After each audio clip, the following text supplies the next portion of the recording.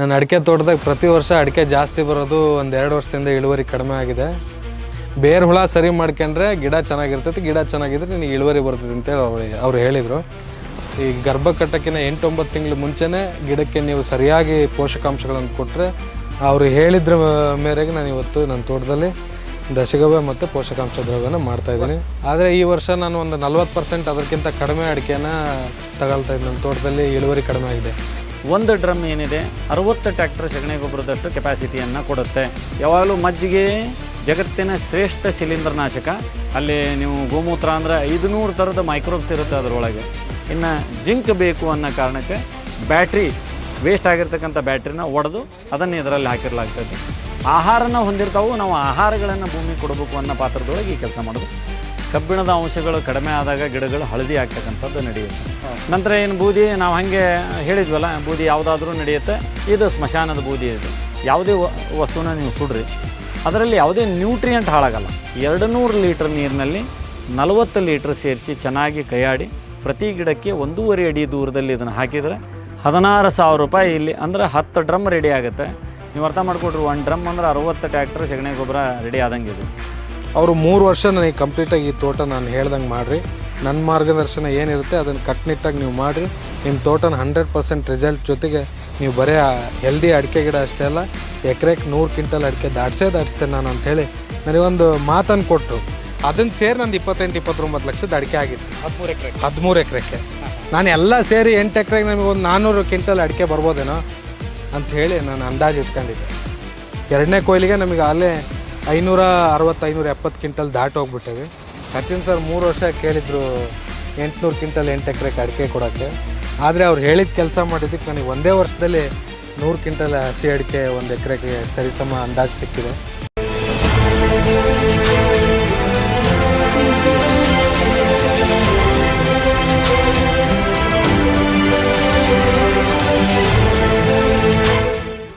ನಮಸ್ಕಾರ ಸ್ನೇಹಿತರೆ, ಇವತ್ತಿನ ದಿನ ನಾವು ನಿರಂಜನ್ ಅವರ ತೋಟದಲ್ಲಿ ತೊಗರ್ಸಿಯಲ್ಲಿದ್ದೀವಿ.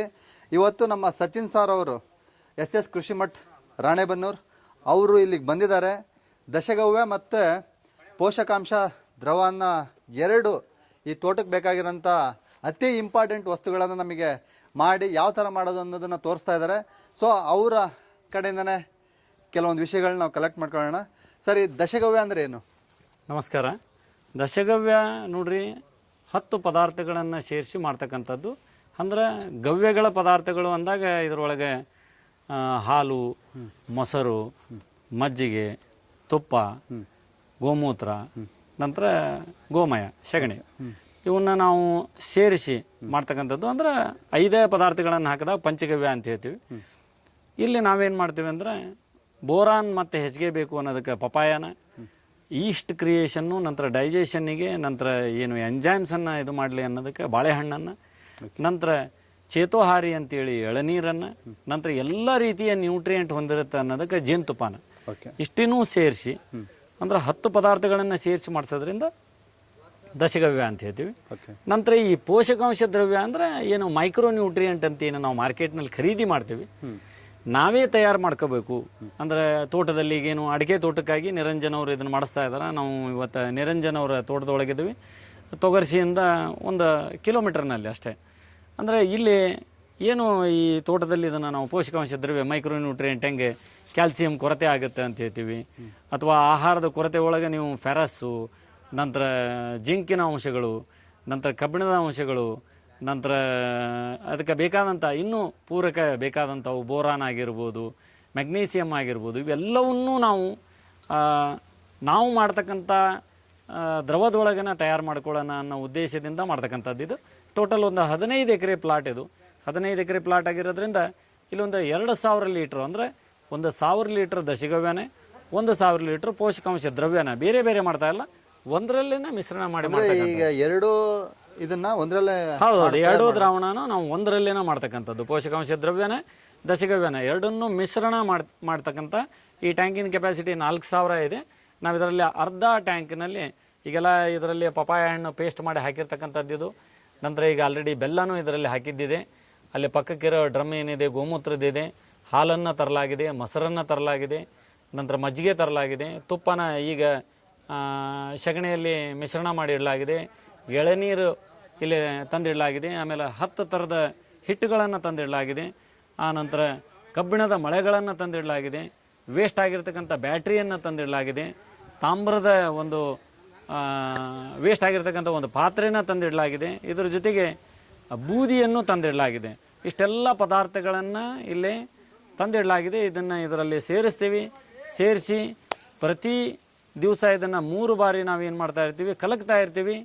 ನಂತರ ಇದನ್ನು 3 ಬಾರಿ ನಾವು ಕಲಿಕಿ ಕೊನೆಗೆ 15ನೇ ದಿವಸಕ್ಕೆ ಇದು ರೆಡಿ ಆಗುತ್ತೆ. ಇದು ಜಲ್ದಿ ಆಗಲಿ ಅನ್ನೋ ಉದ್ದೇಶದಿಂದ ಇದರಲ್ಲಿ WDC ಬಾಟಲನ್ನು ಸೇರಿಸಲಾಗುತ್ತೆ. ಈ ಏನು ದ್ರಾವಣ ಇದೆ 15 ದಿವಸಕ್ಕೆ ತಯಾರಾಗುತ್ತೆ. ಈ ತಯಾರಾದಂಥ ದ್ರಾವಣನ ನಾವು ಒಂದು 200 ಲೀಟರ್ ಡ್ರಮ್ಮಿಗೆ 20 ಲೀಟ್ರನ್ನ ಸೇರಿಸಿ ಪ್ರತಿ ಗಿಡಕ್ಕೆ 1.5 ಅಡಿ ದೂರದಲ್ಲಿ ನಾವು ಪೂರೈಕೆ ಮಾಡ್ತೀವಿ. ಇದು ಭಾಳ ಶಕ್ತಿಶಾಲಿ ಇರುತ್ತೆ. ಹಂಗೊಂದು ನೀವು ಏನು ಆಡೋ ಮಾತಿನಲ್ಲಿ ಹೇಳೋದಾದರೆ, ಒಂದು ಟ್ಯಾಕ್ಟ್ರ್ ಸಗಣಿ ಗೊಬ್ಬರ ಆಗಬೇಕು ಅಂದರೆ ಒಂದು ಡ್ರಮ್ WDCನೋ ಅಥವಾ ಒಂದು ಡ್ರಮ್ ಗೋಕೃಪಾಮೃತ ಜಲನೋ ಅಥವಾ ಒಂದು ಡ್ರಮ್ ಜೀವಾಮೃತನೂ ಮಾಡಬೇಕು ಅಂತ ಹೇಳ್ತಾರೆ. ಆ ರೂಪದಲ್ಲಿ ನೀವು ಈ ದಶಗವ್ಯ ಮತ್ತು ಪೋಷಕಾಂಶ ದ್ರವ್ಯಗಳ ದ್ರಾವಣನ ನೀವು ತಯಾರು ಮಾಡಿದ್ದಾದರೆ ಇದು ನಿಮಗೆ ಒಂದು ಡ್ರಮ್ ಏನಿದೆ 60 ಟ್ಯಾಕ್ಟರ್ ಸಗಣಿ ಗೊಬ್ಬರದಷ್ಟು ಕೆಪಾಸಿಟಿಯನ್ನು ಕೊಡುತ್ತೆ. ಬರೀ ಸಗಣಿ ಗೊಬ್ಬರ ಅಂತಲ್ಲ, ಎಲ್ಲ ಥರದ ನ್ಯೂಟ್ರಿಯೆಂಟು ಇದರಲ್ಲಿ ಇರುತ್ತೆ ಅನ್ನೋದು ಇನ್ನೂ ವಿಶೇಷ. ಅಂಥದ್ದೊಂದು ಇಲ್ಲಿ ನಿರಂಜನ್ ಅವರು ಆಸಕ್ತಿಯಿಂದ ಇಲ್ಲಿ ತಾಲೂಕು ಪಂಚಾಯತಿ ಅಧ್ಯಕ್ಷರು ಹೌದು ಈಗ ಹಾಲಿ ಅವರು, ಇದು ಗ್ರಾಮ ಪಂಚಾಯತಿ ಅಧ್ಯಕ್ಷರು ಹೌದು ಹಾಲಿ ಅವರು ತೊಗರ್ಸಿಯಲ್ಲಿ. ಈಗ ಅವರು ಈ ಪ್ರಯತ್ನನ ಅಂದರೆ ಅಡಿಕೆ ಇಳುವರಿ ಜಾಸ್ತಿ ಮಾಡೋದ್ರ ಬಗ್ಗೆ ಆಗಿರ್ಬೋದು, ನಂತರ ಅವರ ತೋಟದಲ್ಲಿ ಬಂದಂಥ ಈ ಮೈನರ್ ಬೇರು ಹುಳದ ಇದಕ್ಕೆ ನಮ್ಮಲ್ಲಿ ಮಾರ್ಗದರ್ಶನನ ಅವರು ಪಡಿತಾ ಇದ್ದಾರೆ. ಆ ಮಾರ್ಗದರ್ಶನದ ಅಡಿ ಒಳಗೆ ಈ ದ್ರಾವಣನ ನಾವು ಇವತ್ತು ತಯಾರು ಮಾಡ್ತಾ ಇದ್ದೀವಿ. ಸರ್, ಈಗ ಈ ನೀರು ಹಾಕಿದೆ, ಆಮೇಲೆ ಪಪ್ಪಾಯಿ ಮತ್ತೆ ಪಪಾಯ ಹಣ್ಣಿಂದ ಪೇಸ್ಟ್ ಐತಿ, ಇದರಲ್ಲಿ ಬೆಲ್ಲ ಐತಿ, ಪ್ಲಸ್ ಈಗ ನೀರ್ ಏನೈತಿ ಇದು ಟೋಟಲ್ 2000 ಲೀಟರ್, ಅಂದ್ರೆ ಇದು 4000 ಲೀಟರ್ ಟ್ಯಾಂಕ್, ಅರ್ಧ ಟ್ಯಾಂಕ್ ಮಾಡಿವಿ. ನಂತರ ಇದ್ರೊಳಗೆ ಈಗ ಒಂದಿಷ್ಟು ಏನು ಈ ಕೊಟ್ಟಿಗೆ ತೊಳೆದಿರ್ತಕ್ಕಂಥ ನೀರನ್ನು ಇದರ ಸೇರಿಸಿವಿ. ಅದಕ್ಕೆ ಈ ಕಲರ್ ಐತಿ. ಸಾಮಾನ್ಯವಾಗಿ ನೀರಿದ್ದಂಗಿಲ್ಲ ಅನ್ನಂತ ಸಂಶಯ ಬರೋದು ಬೇಡ ಅಂತ ಈಗ ಒಂದೊಂದ ನಾವು ಇದ್ರೊಳಗೆ ದಶಗವ್ಯದ್ದು ಪ್ಲಸ್ ಪೋಷಕಾಂಶ ದ್ರವ್ಯದ್ದು ಏನೇನು ಐಟಮ್ಸ್ ಅದಾವು ಪ್ರತಿಯೊಂದನ್ನು ಒಂದರಲ್ಲೇನ ಮಾಡೋದು. ಇದು ಒಂದರಲ್ಲೇನ ಮಾಡೋದು. ಈಗ ಫಸ್ಟ್ ದಶಗವ್ಯದ್ದು ಏನೇನ್ ಬೇಕೋ ಅದನ್ನ ಹಾಕ್ಬಿಡಿ, ಓಕೆನಾ? ಅಂದ್ರೆ ಈಗ ಬೇರೆ ಮಾಡ್ಕೊಳ್ಳಿದ್ರೆ ಅದನ್ನ ಸಪರೇಟ್ ಮಾಡ್ಕೊಬಹುದು, ಕೂಡಿಸ್ಬೇಕಾದ್ರೆ ಮಾಡ್ಬೋದು ಏನು. ಸೊ ಆ ದೃಷ್ಟಿಯಿಂದ ಫಸ್ಟ್ ದಶಗವ್ಯದ್ದು ಏನೇನ್ ಬೇಕು ಅಂತ ಹೇಳ್ತಾರೆ. ಸೊ ಅದನ್ನ ಯಾರಾದ್ರೂ ಮಾಡೋರಿದ್ರೆ ನೋಟ್ ಮಾಡ್ಕೊಳ್ಳಿ. ಸರ್, ಈಗ ಮೊದ್ಲು ಏನ್ ಹಾಕ್ತೀರಾ? ಈಗ ಗೋಮೂತ್ರ ಫಸ್ಟ್. ಓಕೆ, ಗೋಮೂತ್ರ ಹಾಕಿ. ಗೋಮೂತ್ರ ಟೋಟಲ್ ಎಷ್ಟು ಲೀಟರ್ ಆಗ್ತಾ ಇದೆ ಸರ್? ಇದು ಟೋಟಲ್ ನೋಡ್ರಿ, ಒಂದು ಡ್ರಮ್ ಮಾಡಕ್ಕೆ ನಿಮಗೆ ಗೋಮೂತ್ರ 10 ಲೀಟರ್ ಸಾಕು. ಇದು ನಮ್ಮಲ್ಲೇ ನಾವು ಟೋಟಲ್ ಇದನ್ನ 10 ಡ್ರಮ್ ಟೋಟಲ್ ಮಾಡ್ತಾ ಇದೀವಿ. ಹಿಂಗಾಗಿ ನಾವು ಟೋಟಲ್ನಲ್ಲಿ ಹಾಕ್ತಾ ಇದೀವಿ. ಒಂದು ಬ್ಯಾರೆಲ್ ಮಾಡಕ್ಕೆ 10 ಲೀಟರ್ ಗೋಮೂತ್ರ. ಟೋಟಲ್ ಒಂದು 50 ಲೀಟರ್ ಆಗ್ತಾ ಇದ್ರಿ ಗೋಮೂತ್ರ ಆಯ್ತು. ಸಗಣಿ, ಇದನ್ನ ನಿಯಮಕ್ಕೆ ಸಗಣಿ ತೋರಿಸ್ತಾ ಇದೀವಿ ನಾವು. ಸಗಣಿನ ತುಪ್ಪ ಕಲಿಸಿಟ್ಟಿದೆ. ಇದು 3 ದಿವಸದ ನಂತರ ಹಾಕ್ತೀವಿ. ಇವತ್ತು ಹಂಗೆ ನಿಯಮದ ಪೂರ್ತಿಗೆ ಸಗಣಿಯನ್ನು ಹಾಕ್ತಾ ಇದ್ವಿ. ಸಗಣಿ ಎಷ್ಟು? 50 kg ಸಗಣಿ 10 ಕಿಲೋ 1 ಡ್ರಮ್ಮಿಗೆ. ಓಕೆ, ಈಗ ಇದಕ್ಕೆ 50 ಕಿಲೋ ಹಾಕ್ತಾ 5 ಡ್ರಮ್ಮಿನ ಲೆಕ್ಕಕ್ಕೆ. ಈಗ ನೆಕ್ಸ್ಟ್ ಯಾವ್ದು ಸರ್? ಈಗ ನೆಕ್ಸ್ಟ್ ಮೊಸರಲ್ಲ ಅದು? ಮೊಸರು. ನೆಕ್ಸ್ಟ್ ಮೊಸರು. ಮೊಸರು ಎಷ್ಟು ಲೀಟರ್ ಒಟ್ಟು? ಮೊಸರು 3 ಲೀಟರ್ 1 ಡ್ರಮ್ಮಿಗೆ. ಇಲ್ಲಿ 3 5 15 ಲೀಟರ್. ಈಗ ಹಾಲು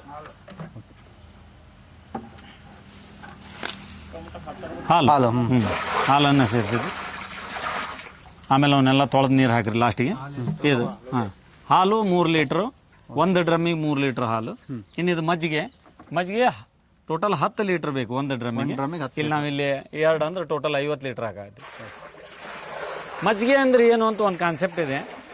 1.5 ಲೀಟರ್ ಮೊಸರು 8.5 ಲೀಟರ್ ನೀರು ಸೇರಿಸಿದಾಗ 10 ಲೀಟರ್ ಮಜ್ಜಿಗೆ ಆಗುತ್ತೆ. ಮತ್ತು ಎಲ್ಲರಿಗೂ ಮಜ್ಜಿಗೆ ಅಂದ್ರೆ 10 ಲೀಟರ್ ಮೊಸರು ಹಾಕ್ಬೇಕು ಅನ್ನೋಂಥ ಕಾನ್ಸೆಪ್ಟ್ ಬೇಡ.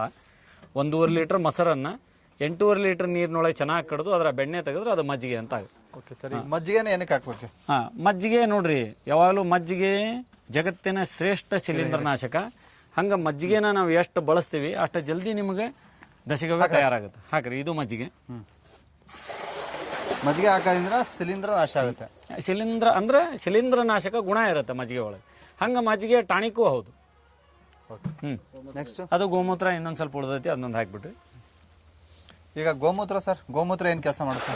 ಗೋಮೂತ್ರದೊಳಗೆ ನೋಡ್ರಿ, ಎಲ್ಲ ಇದು ಏನು ಗೋ ಆಧಾರಿತ ಅಂತ ಏನದಾವು ಅವೆಲ್ಲವೂ ಬೆಳೆಗಳಿಗೆ ಬೇಕಾಗಿರ್ತಕ್ಕಂಥ ವಸ್ತುಗಳ ಅಲ್ಲಿ ನೀವು ಗೋಮೂತ್ರ ಅಂದ್ರೆ 500 ಥರದ ಮೈಕ್ರೋಬ್ಸ್ ಇರುತ್ತೆ ಅದರೊಳಗೆ. ಎಲ್ಲ ಮಣ್ಣಿಗೆ ಬೇಕಾಗಿರ್ತಕ್ಕಂಥದ್ದು. ಇದು ಎಳನೀರು, ಎಳನೀರು. ಇದನ್ನ ಟೋಟಲ್ ನಾವೇನಂತೀವಿ 3 ಲೀಟರ್ ಬೇಕು ಅಂತ ಇರ್ತೈತಿ. ಆದ್ರೆ ನಾವಲ್ಲಿ ಒಂದು ಡ್ರಮ್ಮಿಗೆ ಹಾಕಬೇಕಾದ್ರೆ 10 ಎಳ್ನೀರನ್ನು ಹಾಕಿರ್ತೀವಿ.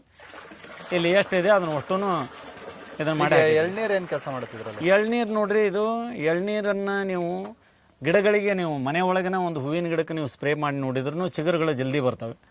ಇಲ್ಲಿ ಎಳ್ನೀರು ಏನಿರುತ್ತೆ ಇದ್ರೊಳಗೆ ನಮಗೆ ಮೈಕ್ರೋಬ್ಸ್ ಹೆಚ್ಚಿಗೆ ಆಗಕ್ಕೆ ಅಂದ್ರೆ ಜೀವಗಳು ಹೆಚ್ಚಿಗೆ ಆಗಕ್ಕೆ ಇವೆಲ್ಲ ಪದಾರ್ಥಗಳನ್ನು ಹಾಕ್ಲಾಗ್ತೈತಿ. ಇವು ಟಾನಿಕ್ಕು ಹೌದು, ಪ್ರತಿಯೊಂದು ಟಾನಿಕ್ ಹೌದು.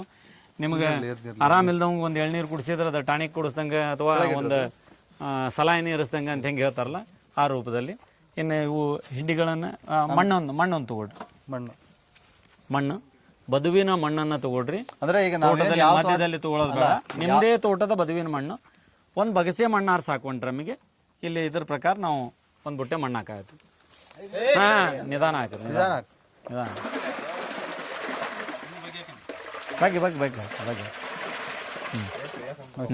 ಈ ಬಾಳೆಹಣ್ಣಿನ ಪೇಸ್ಟನ್ನು ಹಾಕಿದಷ್ಟು ನಮಗೇನಾಗುತ್ತೆ ಅಲ್ಲಿ ಜೀವಗಳು ಎಲ್ಲ ಜೀವ ಉತ್ಪತ್ತಿ ನಂತರ ನ್ಯೂಟ್ರಿಯೆಂಟು ಎಲ್ಲನೂ ಒಳಗೊಂಡಿರ್ತೈತಿ.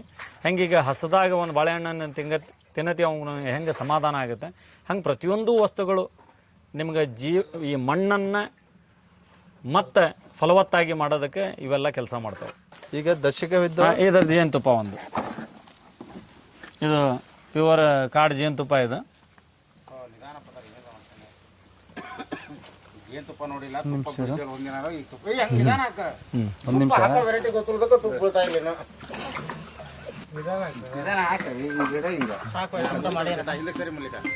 ಈಗ ಪೋಷಕಾಂಶ ದ್ರವ್ಯಕ್ಕೆ ಏನೇನು ಐಟಮ್ಗಳು ಬೇಕು? ಪೋಷಕಾಂಶ ದ್ರವ್ಯಕ್ಕೆ ಬೇಕಾಗಿರ್ತಕ್ಕಂಥ ವಸ್ತುಗಳು 3 ಏಕದಳ ಧಾನ್ಯದ್ದು 2 ಕಿಲೋ ಹಿಟ್ಟು, 1 ಡ್ರಮ್ ಇದೆ 700 ಲೀಟರ್ ಡ್ರಮ್ನಲ್ಲಿ ಮಾಡೋದು. ನಂತರ ನಿಮಗೆ ಇದು ಏನು ದ್ವಿದಳ ಧಾನ್ಯದ ಹಿಟ್ಟು 2 ಕಿಲೋ, ಏಕದಳ ಧಾನ್ಯದ್ದು 2 ಕಿಲೋ ಅಂಥವು 3. ನಂತರ ಎಣ್ಣೆ ಕಾಳಿನೂ 3. ಆದರೆ ಎಣ್ಣೆ ಕಾಳಿನಲ್ಲಿ ಮಾತ್ರ 2 ಬೇಕೇ ಬೇಕು. ಒಂದು ಎಳ್ಳು, ಒಂದು ಸಾಸಿವೆ, ಇದು ಇರಲೇಬೇಕು. ಇಂಥವು 9 ಥರದ್ದು 2 ಕಿಲೋ ಹಿಟ್ಟಾಗಿರ್ತಾವೆ. ಆ ಹಿಟ್ಟನ್ನು ಹಾಕ್ತಕ್ಕಂಥದ್ದು. ಇದನ್ನು ನೀವು ಮಾಡೋವಾಗ ಏನು ಯಾವತ್ತೂ ಪೋಷಕಾಂಶ ದ್ರವ್ಯ ಮಾಡಬೇಕಾದ್ರೆ ನಾವೇನು ಮಾಡಿರ್ತೀವಿ ಅಂದ್ರೆ ಮೊದಲೇ WDCಯನ್ನು ಅಲ್ಲೇ ನಾವು ತಯಾರು ಮಾಡ್ಕೊಂಡಿರ್ತೀವಿ, ಅದರಲ್ಲಿ ಹಾಕ್ತಿರ್ತೀವಿ. ಇದರಲ್ಲೇ ನಾವು ದಶಗವ್ಯ ಇರೋದ್ರಿಂದ ನಾವು ಡೈರೆಕ್ಟೇ ಹಾಕ್ತಾ ಇದ್ದೀವಿ, ಏನೂ ತೊಂದರೆ ಇಲ್ಲ. ಆಮೇಲೆ ಇಲ್ಲಿ ಏನಿರುತ್ತೆ ಇದರ ಜೊತೆಗೆ ಅಲ್ಲಿ ಫೆರಸ್ಸನ್ನು ಅಂದರೆ ಕಬ್ಬಿಣದ ಅಂಶ ಬೇಕು ಅನ್ನೋದಕ್ಕೆ 30 ನಾವು 3 ಇಂಚಿನ ಹೊಸ ಮಳೆಯನ್ನು ಹಾಕ್ತೀವಿ. ಜಂಗ್ ಹಿಡಿದಿರೋದು ನಡೆಯಂಗಿಲ್ಲ. ಇನ್ನು ಜಿಂಕ್ ಬೇಕು ಅನ್ನೋ ಕಾರಣಕ್ಕೆ ಬ್ಯಾಟ್ರಿ ವೇಸ್ಟ್ ಆಗಿರ್ತಕ್ಕಂಥ ಬ್ಯಾಟ್ರಿನ ಒಡೆದು ಅದನ್ನು ಇದರಲ್ಲಿ ಹಾಕಿರಲಾಗ್ತೈತಿ. ನಂತರ ಅದರೊಳಗೆ ಬೋರಾನ್ ಬೇಕು ಅನ್ನೋದಕ್ಕೆ ನಾವು ಮೊದಲೇ ಪಪಾಯ ಹಣ್ಣಿನ ಪೇಸ್ಟನ್ನು ಆಲ್ರೆಡಿ ಹಾಕಿದ್ವಿ. ಇದರಲ್ಲಿ ನಾವು ದಶಗವ್ಯದಲ್ಲಿ ಬಾಳೆಹಣ್ಣಿನ ಪೇಸ್ಟ್ ಒಂದು ಉಳಿದೈತಿ. ನೀವು ಬಾಳೆಹಣ್ಣಿನ ಪೇಸ್ಟಲ್ಲಿ ಮಾಡಿದ್ರೆ ಅದು ಬಾಳೆಹಣ್ಣಿನ ಪೇಸ್ಟ್ ಒಂದು ತೊಗೊಂಬರಿ. ಬಾಳೆಹಣ್ಣಿನ ಪೇಸ್ಟ್ ಒಂದು ಉಳಿದೈತಿ. ನಂತರ ಇದ್ರೊಳಗೆ ಒಂದು ತಾಮ್ರದ್ದು ಇದನ್ನು ಏನು ವೇಸ್ಟ್ ಆದಂಥ ಒಂದು ತಾಮ್ರದ ಕೊಡಪಾನೋ ಅಥವಾ ಒಂದು ಏನೋ ತಾಟ ಅಥವಾ ನೀವು ಹಳೆ ಯಾವುದಾದ್ರೂ ವೇಸ್ಟ್ ಆಗಿರ್ತಕ್ಕಂಥ ತಂತಿ ಇರುತ್ತಲ್ಲ ಆ ತಂತಿನೂ ನೀವು ಹಾಕ್ಬೋದು. ಇವಿಷ್ಟನ್ನು ಹಾಕಿದಾಗ ಎಲ್ಲ ರೀತಿಯ ಪೋಷಕಾಂಶಗಳು ಅದರೊಳಗೆ ಸಿಗ್ತವೆ. ಈಗ ಹಿಂಡಿಗಳನ್ನು ಹಾಕ್ತಾ ಬರೋಣ ಒಂದೊಂದು. ಏನು ಹಿಟ್ಟುಗಳು ಹಿಟ್ಟಿದೆ ಹಿಟ್ಟಿನ ಚೀಲ ಹಿಟ್ಟಿನ ಫಸ್ಟಿಗೆ ಬೂದಿ ಆಮೇಲೆ ಬೂದಿ ಒಂದು ಏನು ನಿಮಗೆ ಬೂದಿ ನಾನೇನಂತೀನಿ ಬೂದಿ ಒಂದು ಆಕಳದ ಬೆರಣಿಯಿಂದ ಮಾಡಿರ್ತಕ್ಕಂಥ ಬೂದಿ ಆದರೂ ಆಯ್ತು. ಒಂದು ಡ್ರಮ್ನಲ್ಲಿ ಮಾಡ್ಬೇಕಾದ್ರೆ 1 ಬಗಸಿ 2 ಬಗಸಿ ಆದ್ರೆ ಸಾಕು. ಇಲ್ಲ ಅಂದರೆ ಯಾವುದೇ ಹೋಮ ಮಾಡಿರ್ತಕ್ಕಂಥದ್ದು ಹೋಮದ ಬೂದಿ ಆದರೂ ನಡೀತಾ. ಇಲ್ಲ ಅಂದರೆ ಏನು ನೀವು ಈ ಸ್ಮಶಾನದೊಳಗೆ ಸತ್ತಂಥ ಇದ್ರದ್ದೇನು ಬೂದಿ ಇರುತ್ತಲ್ಲ ಆ ಬೂದಿ ಆದರೂ ನಡೀತಾ. ಅದೂ ಇಲ್ಲ ಅಂದರೆ ಯಾವುದಾದ್ರೂ ಒಂದು ಆಕಳ ಸತ್ತಿದ್ರೆ ಅಥವಾ ಯಾವುದೇ ಇವು ಸತ್ತಿದ್ರೆ ಪ್ರಾಣಿಗಳು ಸತ್ತಿದ್ರೆ ಸತ್ತಂಥ ಪ್ರಾಣಿಗಳನ್ನು ಕಟ್ಟಿಗೆ ಒಳಗೆ ಹಾಕಿ ಸುಟ್ಟು ಅದರಲ್ಲಿ ಬಂದಂಥ ಬೂದಿ ಆದರೂ ನಡೆಯುತ್ತೆ. ಬೂದಿ ಯಾವುದಾದ್ರೂ ನಡೆಯುತ್ತೆ ಅನ್ನೋದು ಗೊತ್ತಿರಲಿ ಅನ್ನೋದಕ್ಕೆ ಮತ್ತು ಅದು ಕನ್ಫ್ಯೂಷನ್ ಆಗೋದು ಬೇಡ. ಓಕೆ, ಈಗ ಏಕದಳ ಧಾನ್ಯ ಹಾಕ್ತೀವಲ್ಲ ಅದೇನು ಕೆಲಸ ಮಾಡುತ್ತೆ? ಏಕದಳ ಧಾನ್ಯ ಈಗ ನೋಡ್ರಿ ಎಲ್ಲದರಲ್ಲೂ ಅದರದೇ ಆದ ಫಲವತ್ತತೆ ಐತಿ. ನೀವು ಏಕದಳ ಅಂದರೆ ಅಕ್ಕಿ ಹಿಟ್ಟು ನಮಗೆ ಹೆಂಗೆ ಅದು ಕಾರ್ಬೋಹೈಡ್ರೇಟ್ಸ್ ಆಗಿ ಕೆಲಸ ಮಾಡ್ತೈತಿ, ಅಲ್ಲಿನೂ ನಿಮಗೆ ಇಲ್ಲಿ ಏನೈತಿ ನಿಮಗೆ ಬೆಳೆಗಳಿಗೆ ನೀವು ಒಂದು ಯಾವುದೇ ಗಿಡ ಮನೆಯಲ್ಲಿ ನೀವು ಟೆಸ್ಟ್ ಮಾಡೋಕ್ಕಾದ್ರೆ ಸಣ್ಣ ಸಣ್ಣ ಗಿಡಗಳಿಗೆ ನೀವು ಮಾಡ್ಬೋದು. ಸಡನ್ನಾಗಿ ಯಾವುದೇ ಗಿಡಗಳು ನಿಮಗಲ್ಲೇ ಫಲ ಬರ್ತಾ ಇಲ್ಲ, ಫಲವತ್ತಾಗಿಲ್ಲ ಅಂದರೆ ಒಂದಿಷ್ಟು ಗೋಧಿ ಹಿಟ್ಟು ಪ್ಲಸ್ ಅದಕ್ಕೆ ಒಂದಿಟ್ಟು ಹಾಲನ್ನು ಮಿಶ್ರಣ ಮಾಡಿ ನೀವು ಒಂದು 3 ದಿವಸ ಇಟ್ಟು ಅದನ್ನು ಯಾವುದಾದ್ರೂ ಗಿಡಕ್ಕೆ ಹಾಕಿರಿ 15 ದಿವಸದಲ್ಲಿ ಅದು ಒಳ್ಳೆ ಚಿಗುರನ್ನು ತೊಗೊತೈತಿ. ಹಂಗಾದ್ರೆ ಅಲ್ಲಿ ಗೋಧಿಯಲ್ಲಿರ್ತಕ್ಕಂಥ ಎಲ್ಲ ಪೋಷಕಾಂಶಗಳು, ಹಾಲಿನಲ್ಲಿರ್ತಕ್ಕಂಥ ಎಲ್ಲ ಪೋಷಕಾಂಶಗಳು ಆ ಬೆಳೆಗೆ ಸಿಗ್ತಾವೆ. ಅಥವಾ ನೀವು ಚಹಾ ಮಾಡಿರ್ತೀರಿ, ಚಹಾ ಮಾಡಿದಾಗ ಅದಕ್ಕೆ ಸಕ್ಕರೆ ಹಾಕಿರ್ತೀರಿ, ಕ್ಯಾಲ್ಸಿಯಂ ಇರುತ್ತೆ, ಬೋರಾನ್ ಇರುತ್ತೆ. ನಂತರ ಹಾಲನ್ನು ಹಾಕಿರ್ತೀರಿ, ಅದರಲ್ಲೂ ಕ್ಯಾಲ್ಸಿಯಂ ಯಥೇಚ್ಛವಾಗಿರುತ್ತೆ. ಚಹಾ ಸೋಸಿರ್ತಕ್ಕಂಥ ಚಹಾ ಪೌಡ್ರನ್ನು ನೀವು ಯಾವ ಗಿಡಕ್ಕೆ ಹಾಕಿದ್ರೂ ಅದೇನಾಗುತ್ತೆ, ಚೆನ್ನಾಗಾಗುತ್ತೆ. ಹಂಗೆ ಪ್ರತಿಯೊಂದು ವಸ್ತುಗಳು ಆಹಾರನ ಹೊಂದಿರ್ತಾವೆ. ನಾವು ಆಹಾರಗಳನ್ನು ಭೂಮಿ ಕೊಡಬೇಕು ಅನ್ನೋ ಪಾತ್ರದೊಳಗೆ ಈ ಕೆಲಸ ಮಾಡೋದು. ಇದರಲ್ಲಿ ಈಗ 3 ಮಿಕ್ಸ್ ಇದೆ. ಎಲ್ಲ ಹಿಟ್ಟು ಇದರಲ್ಲಿ ಈಗ ಆಲ್ರೆಡಿ ಮಿಶ್ರಣ ಆಗಿರ್ತಕ್ಕಂಥ ಹಿಟ್ಟಿದು. ಅಂದರೆ ವಟಾಣಿ ಹಿಟ್ಟು, ಅವರೆ ಹಿಟ್ಟು, ಹೆಸರು ಕಾಳು ಹಿಟ್ಟು, ಗೋಧಿ ಹಿಟ್ಟು, ಜೋಳದ ಹಿಟ್ಟು, ಅಕ್ಕಿ ಹಿಟ್ಟು, ಅಂದರೆ ಅಷ್ಟೂ ಹಾಕಿ ಒಂದರಲ್ಲೇ ಮಿಶ್ರಣ ಮಾಡಿ ಹಿಟ್ಟನ್ನು ಮಾಡಲಾಗ್ತಿದೆ. ಅಂದರೆ ನಿಮ್ಮ 5 ಡ್ರಮ್ಮಿಗೆ ಬೇಕಾಗಿತ್ತು ಅನ್ನೋ ಕಾರಣಕ್ಕೆ ಒಂದರಲ್ಲೇ ಹಾಕಿದ್ದೀವಿ. ನೀವು ಸಪ್ರೇಟಾಗಿ ಹಿಟ್ಟು ಮಾಡಿಸಿದ್ರು ಯಾವುದೇ ತೊಂದರೆ ಇಲ್ಲ. ಹಾಕಿರಿ ಹಿಟ್ಟನ್ನು. ಒಂದು ಡ್ರಮ್ಮಿಗೆ 2 ಕಿಲೋದಂಥ 9 ಥರದ್ದು, 3 ಏಕದಳ, 3 ದ್ವಿದಳ, 3 ಎಣ್ಣೆ ಕಾಳಿನ. ಹಾಕಿ ನಿಧಾನವಾಗಿ ಹಾಕಿರಿ.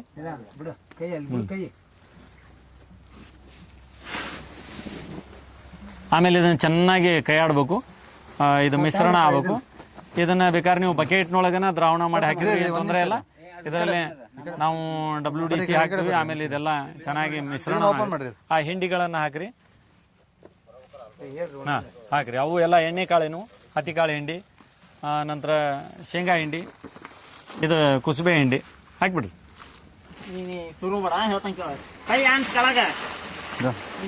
ಇರ್ಲಿ ಬರಲಿ, ಅದು ವಿಡಿಯೋದಾಗ ಬರಲಿ ಅಂತಂದು. ಆತ ಮತ್ತೇನು ಉಳಿದು ಇದು ಬೂದಿ ಒಂದು ಉಳಿತು. ಆಮೇಲೆ ಕಬ್ಬಿಣದ ಮಳೆ ತೊಗೊಂಬರ್ರಿ. ಕಬ್ಬಿಣದ ಮಳೆ ಹಾಕ್ರಿ, ಹರಡಿ ಹಾಕ್ರಿ. ಕಬ್ಬಿಣದ ಮಳೆ ಏನು ವರ್ಕ್ ಮಾಡುತ್ತೆ? ಈಗ ಹೆಂಗೆ ನಾವು ಫೆರಸ್ ಸಲ್ಫೇಟ್ ಅನ್ನ ಯೂಸ್ ಮಾಡ್ತೀವಿ. ಕಬ್ಬಿಣದ ಅಂಶಗಳು ಕಡಿಮೆ ಆದಾಗ ಗಿಡಗಳು ಹಳದಿ ಆಗ್ತಕ್ಕಂಥದ್ದು ನಡೆಯುತ್ತೆ.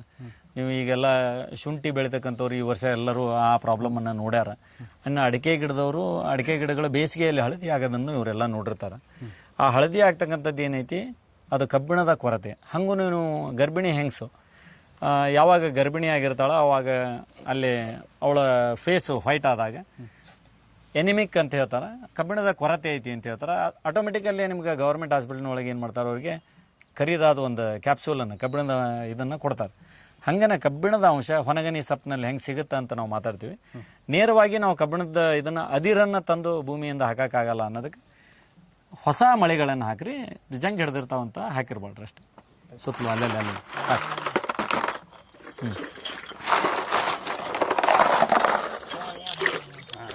ಇದು ಏನು ಬ್ಯಾಟ್ರಿ ಹೊಡೆದಿಲ್ಲ.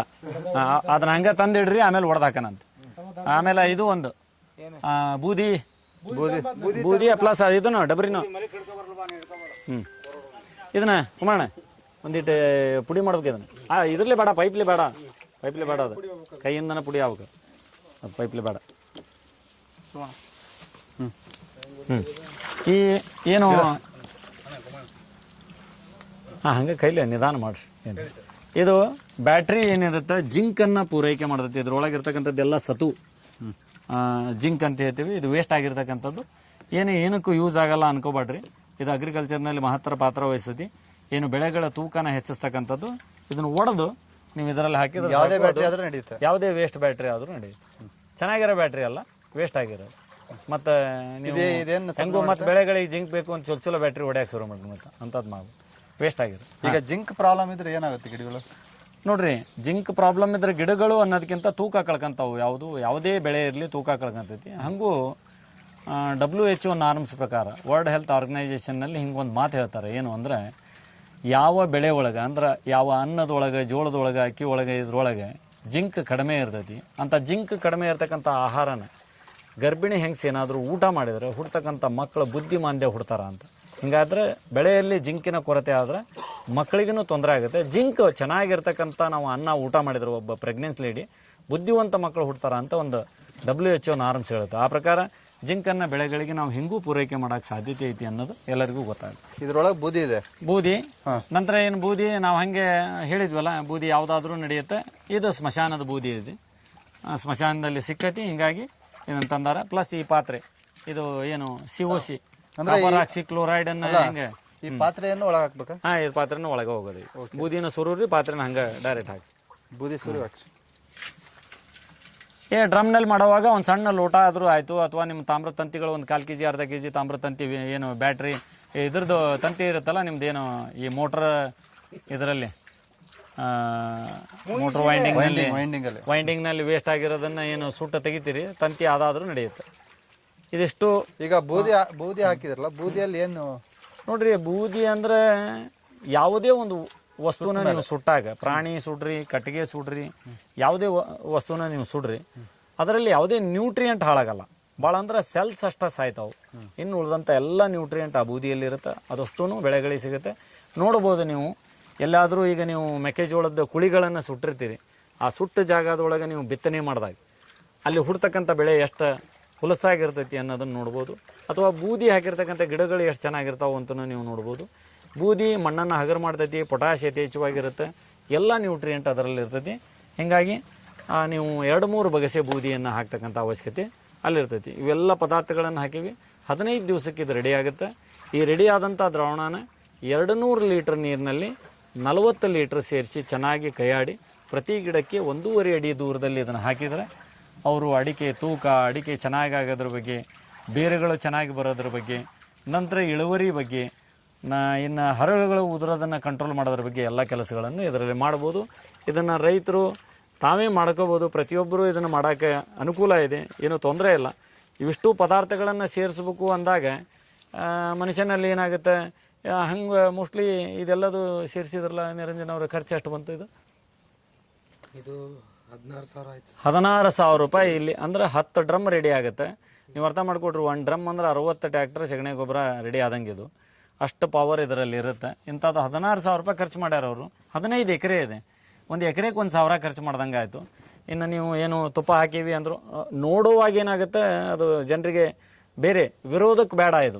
ಇದು ವಿರೋಧಕ್ಕಲ್ಲ. ನಮ್ಮ ತೋಟದಲ್ಲಿ ನಾವು ಚೆನ್ನಾಗಿ ಇಳುವರಿ ಮಾಡೋದಕ್ಕೆ ಹೆಂಗೆ ನಾವು ತಿನ್ನಲಿಕ್ಕೆ ಒಳ್ಳೊಳ್ಳೆದನ್ನು ಬಯಸ್ತೇವೆ, ಬೆಳೆಗಳಿಗೂ ಹಂಗೆ ಒಳ್ಳೊಳ್ಳೆ ಆಹಾರ ಬೇಕಷ್ಟೇ. ನೀವು ಮುಂದುವರೆದು ಇದನ್ನು ಹೀಗೆ ಮಾಡ್ತಾ ಹೋದರೆ ಒಂದು 2-3 ವರ್ಷ ನೀವು ಚೆನ್ನಾಗಿ ಇದನ್ನು ಮಾಡಿದರೆ 20 ವರ್ಷದ್ದು ನಿಮ್ಮ ಭೂಮಿ 20 ವರ್ಷದ ಹಿಂದೆ ಎಷ್ಟು ಫಲವತ್ತಿತ್ತು ಅಷ್ಟು ಫಲವತ್ತತೆ ಇದರಿಂದ ಪಡೆಯುತ್ತೆ. WDC ಒಂದು ಹಾಕೋದು ಉಳಿತು. WDC ಒಂದು ಮತ್ತು ಯಾವುದು WDC ಕವರಲ್ಲಿ ಬ್ಲಾಕ್ ಕವರ್ ಎಲ್ಲ ಆದ್ವಲ್ಲ ಐಟಮ್ಸ್. ಬ್ಯಾಟ್ರಿದು ಒಂದು ಇದು ಉಳಿತು. ಬ್ಯಾಟ್ರಿ ಒಂದು ಹಾಕ್ತಾರೆ. ಹಾಂ, ಎಳ್ಳು ಹಿಂಡಿ, ಎಳ್ಳಿಂದು ಶೇಂಗಾ ಹಿಂಡಿ ಹಾಕ್ರಿ. ಎಳ್ಳು ಹಿಂಡಿ, ಶೇಂಗಾ ಹಿಂಡಿ ತೊಗೊಳತೈತಲ್ಲ. ಇದು ಎಳ್ಳು ಹಿಂಡಿ, ಶೇಂಗಾ ಹಿಂಡಿ ಮತ್ತು ಇದ್ರದ್ದೈತೆ ಅದ ಸಾಸಿವೆ, ಇದು ಸಾಸಿವೆ ಎಳ್ಳು ಮಿಕ್ಸ್ ಐತಿ. ಕೊಬ್ಬರಿ ಇದು. ಹಾಂ, ಕೊಬ್ಬರಿ ನೋ ಪ್ರಾಬ್ಲಮ್ ತೋ. ಆಯ್ತು, ನಿಧಾನ. ಯಾವುದು? ಹಾಂ, WDC ಇಷ್ಟೇ. ಎಲ್ಲರ ಕೈಯಲ್ಲಿ ಒಂದೊಂದು WDC. ಬಳ್ಳಿಲೇ ಇದನ್ನು ಮಾಡ್ಬೇಡ್ರಿ. ಒಂದು ಕಡ್ಡಿ ತೊಗೊರಿ ಅಲ್ಲೇ ಪಕ್ಕಕ್ಕೆ. ಬಳ್ಳಿಯಿಂದ ಮುಟ್ಬೇಡ್ರಿ, ಮೈಕ್ರೋಬ್ಸ್ ಇರುತ್ತೆ ಅದ್ರಾಗ. ಎಲ್ಲರೂ ಒಂದೊಂದು ಡಬ್ಬಿ ತೊಗೊರಿ, ಬಳ್ಳಿಯಿಂದ ಹಾಕ್ಬೇಡ್ರಿ. ಒಂದು ಕಟ್ಟಿಗೆ ತೊಗೊರಿ, ಕಟ್ಟಿಗೆ ತೊಗೊಂಡು ಎಲ್ಲರೂ ಒಂದೊಂದು. ಅಂದ್ರೆ ನೀವೆಲ್ಲರೂ ಇದ್ರ ಭಾಗವಹಿಸಿದ್ರಿ ಅನ್ನಂಗೆ. ಸರ್, ಇದು WDC. ಇದು ನೋಡೋಕೆ ಇಷ್ಟ ಇದೆ. ಇದ್ರೊಳಗೆ ಏನಿರುತ್ತೆ? ಇದು ನೋಡ್ರಿ, ಇದು ಜೀವಗಳ ಸಮುಚ್ಚಯ. ಇದು ಹೆಂಗೆ ಅಂದರೆ ಈಗ ನಾವೇನು ದಶಗವ್ಯ ತಯಾರು ಮಾಡತ್ತೀವಲ್ಲ, ಹಂಗೆ ಪಂಚಗವ್ಯ ಆಧಾರಿತನೇ ಇದನ್ನು ತಯಾರು ಮಾಡಿರ್ತಾರೆ. ಈ ಏನು ಗೋಮೂತ್ರ, ಸಗಣಿ ಅದರಿಂದನೇ ತಯಾರು ಮಾಡಿರ್ತಕ್ಕಂಥ ಮೈಕ್ರೋಬ್ಸ್ ಇದು. ಇದನ್ನು ನೀವು ಇದರಲ್ಲಿ ಹಾಕಿದಾಗ ಜೀವಾಣುಗಳ ಉತ್ಪತ್ತಿ ಜಾಸ್ತಿ ಆಗ್ತಾವೆ. ಅದರ ಸಲುವಾಗಿ ಅಂದ್ರೆ ಏನು, ಇದರಲ್ಲೇ ರೆಡಿ ಆಗುತ್ತೆ. ನಾವು ಇದು ಒಂದು ತಿಂಗಳಾನುಗಟ್ಟಲೆ ಹೋಗೋದು ಬೇಡ, 15 ದಿವಸಕ್ಕೆ ಇದು ರೆಡಿ ಆಗಲಿ ಅಂತ ನಮ್ದು 10 ಡ್ರಮ್ಮಿನ ಕೆಲಸ ಐತಿ. 10 ಡಬ್ಬಗಳನ್ನು ನಾವು ಹಾಕ್ತಾ ಇದೀವಿ ಇಷ್ಟ. ಮತ್ತೆ ಹಾಂ, ಅದು ಗ್ರಾಮ್ ವೈಸ್ ಏನು ಯೋಚನೆ ಮಾಡೋ ಅವಶ್ಯಕತೆ ಇಲ್ಲ. ಇದು ಹಾಕಿದ್ರೆ 1 ಡ್ರಮ್ ತಯಾರಾಗುತ್ತೆ. 200 litre drum. ಈಗೇನು ನೀವು WDC, ಜೀವಾಮೃತ, ಇದು ಗೋಕೃಪಾಮೃತ ಜಲ ಇವನ್ನೆಲ್ಲ ತಯಾರು ಮಾಡೋಂಥದ್ದು ಏನೈತಿ, ಜೀವಾಮೃತ ಮಾಡೋಂಥದ್ದು, ಆ ಕಾನ್ಸೆಪ್ಟ್ 1 ಡ್ರಮ್ಮಿನ ಕೆಪಾಸಿಟಿ 1 ಡಬ್ಬಿಗೆ ಅಂಥದ್ದು. ಈಗ ನಾವು 10 ಡ್ರಮ್ಮಿಂದ ನಾವು ದಶಗವ್ಯ ತಯಾರು ಮಾಡಿದ್ವಿ. ದಶಗವ್ಯ ಚೆನ್ನಾಗಿ ಜಲ್ದಿ ಆಗಲಿ ಅನ್ನೋದಕ್ಕೆ ಇದನ್ನು ಹಾಕ್ತಾ ಇದ್ದೀವಿ ಬಿಟ್ರೆ ಮತ್ತೆ ಬೇರೆ ಏನೇ.